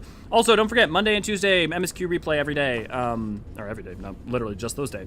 Wednesday, new video. This week, new video may go out on Thursday because me and Ray wanted to do All Saints Wake, but we want to be able to play the new one and add that information to the video itself as well. So just be ready for the video maybe to come out on Thursday, since the event drops on Wednesday. What patch is the burn in? The burn is in 4.4? 4.3? If anyone knows, let me know. Now the burn is just devoid of Aether, or is it like the empty the first? No. The burn and the empty are not the same. The empty is the Aether in it has been so umbrally aligned that it just isn't. It cannot move. It cannot be used. It's just excessively passive. But the Aether is still there. It is completely all there. The burn is devoid of Aether. So they are different. Like, if you brought Eden to the burn, it wouldn't solve the burn's problem. But Eden can solve the problem of the empty, because all the Aether is still there. It's just stuck umbrally charged. The same way that all the Aether in the 13th is effectively, to an extent, still there. It's just so astrally charged that it's rent apart and unusable in most ways. The thing I'm getting from that is like the difference between like someone whose heart has stopped beating versus someone who's completely exsanguinated. Yeah, pretty much. I think that's not an unfair way to put it. Yeah, you could definitely restart the heart versus like, no, like there's no blood. Like, it doesn't matter if you restart the heart, there's no blood. He's dead, Jim. 4.4. Oh, thanks, Issa. Sorry that I was talking over you. I swear to God, there is a note on the burn somewhere in here. Oh, you know what it is? I think I'm looking about the Far Eastern geography at the beginning. Yeah, so it's what, letter D, right? Yeah. The burn. The land of ash and death is the result of rituals performed in the ancient past, a prolonged succession of primal summonings that leached the area of all vitality. Not exactly. Its waterways were drained and corrupted beyond recovery, leaving the green foliage of plant life all but distant memory. Owing its name to the seared appearance of the endless stark landscape, the burn's inhabitants are restricted to those creatures hardy enough to endure the impossibly dry conditions. Yeah. I assume from Ironworks that burn wasn't as potent as the empty. No, well, because the problem with the empty is the empty will slowly attune your Aether. It's absolutely... No, because the Ironworks is there for a limited period, but remember, like... Reen just hangs out in the empty for limited periods. Like, it's not like you can't be there for like a day or two or whatever, but it will like slowly eat away and destroy you. So like, like literally Reen and Gaia and people like are like camping there for a period, for in the empty for periods of time. But it's long term, you shouldn't be subjected to it. And also if you depends on like your own constitution and self and all that other jazz. But yeah, I think we're going to wrap it up here. I'm going to check to see if there's any questions or anything I missed, and then we'll, so the Ironwork staff and the burn are in danger? Yes, they're absolutely in danger. Like, because remember, think about, like, if that storm that hits you when you first go to the burn hits you, hit the Ironwork staff, that would be very dangerous. As well as, their Aether over time is, like, going to be just drawn out of them. Literally the, like, moisture is going to be drawn out of them from the dry conditions as well. Slowly eat away and destroy you. The burn and the empty sound like Twitter. Demins, you are on fucking fire today. My goodness. Okay. One second. Neo, Saber, thank you for joining so much in the conversation today. It's been a really good. Oh, thank you for letting me join. It was fun. An absolute pleasure. Absolutely. And I would love to do like more having you guys in. I've always been a little hesitant because one, having to keep up on chat and like keep things going means like I sometimes talk over people, and I'm sorry for that. Oh yeah, no, that's completely fine. No, don't worry about it. But yeah, so I would definitely love to do more of that with people. Though if we have like a full 8 people or so. What? Oh, okay, it's you. I was like, did some random person just walk up to me to give me a pumpkin? I was so confused. I was like, I mean, that is a fun... I literally was confused, and then I was like, you know what? It's Final Fantasy 14. That's... Oh my god, I just realized what your glam is. That's fucking hysterical.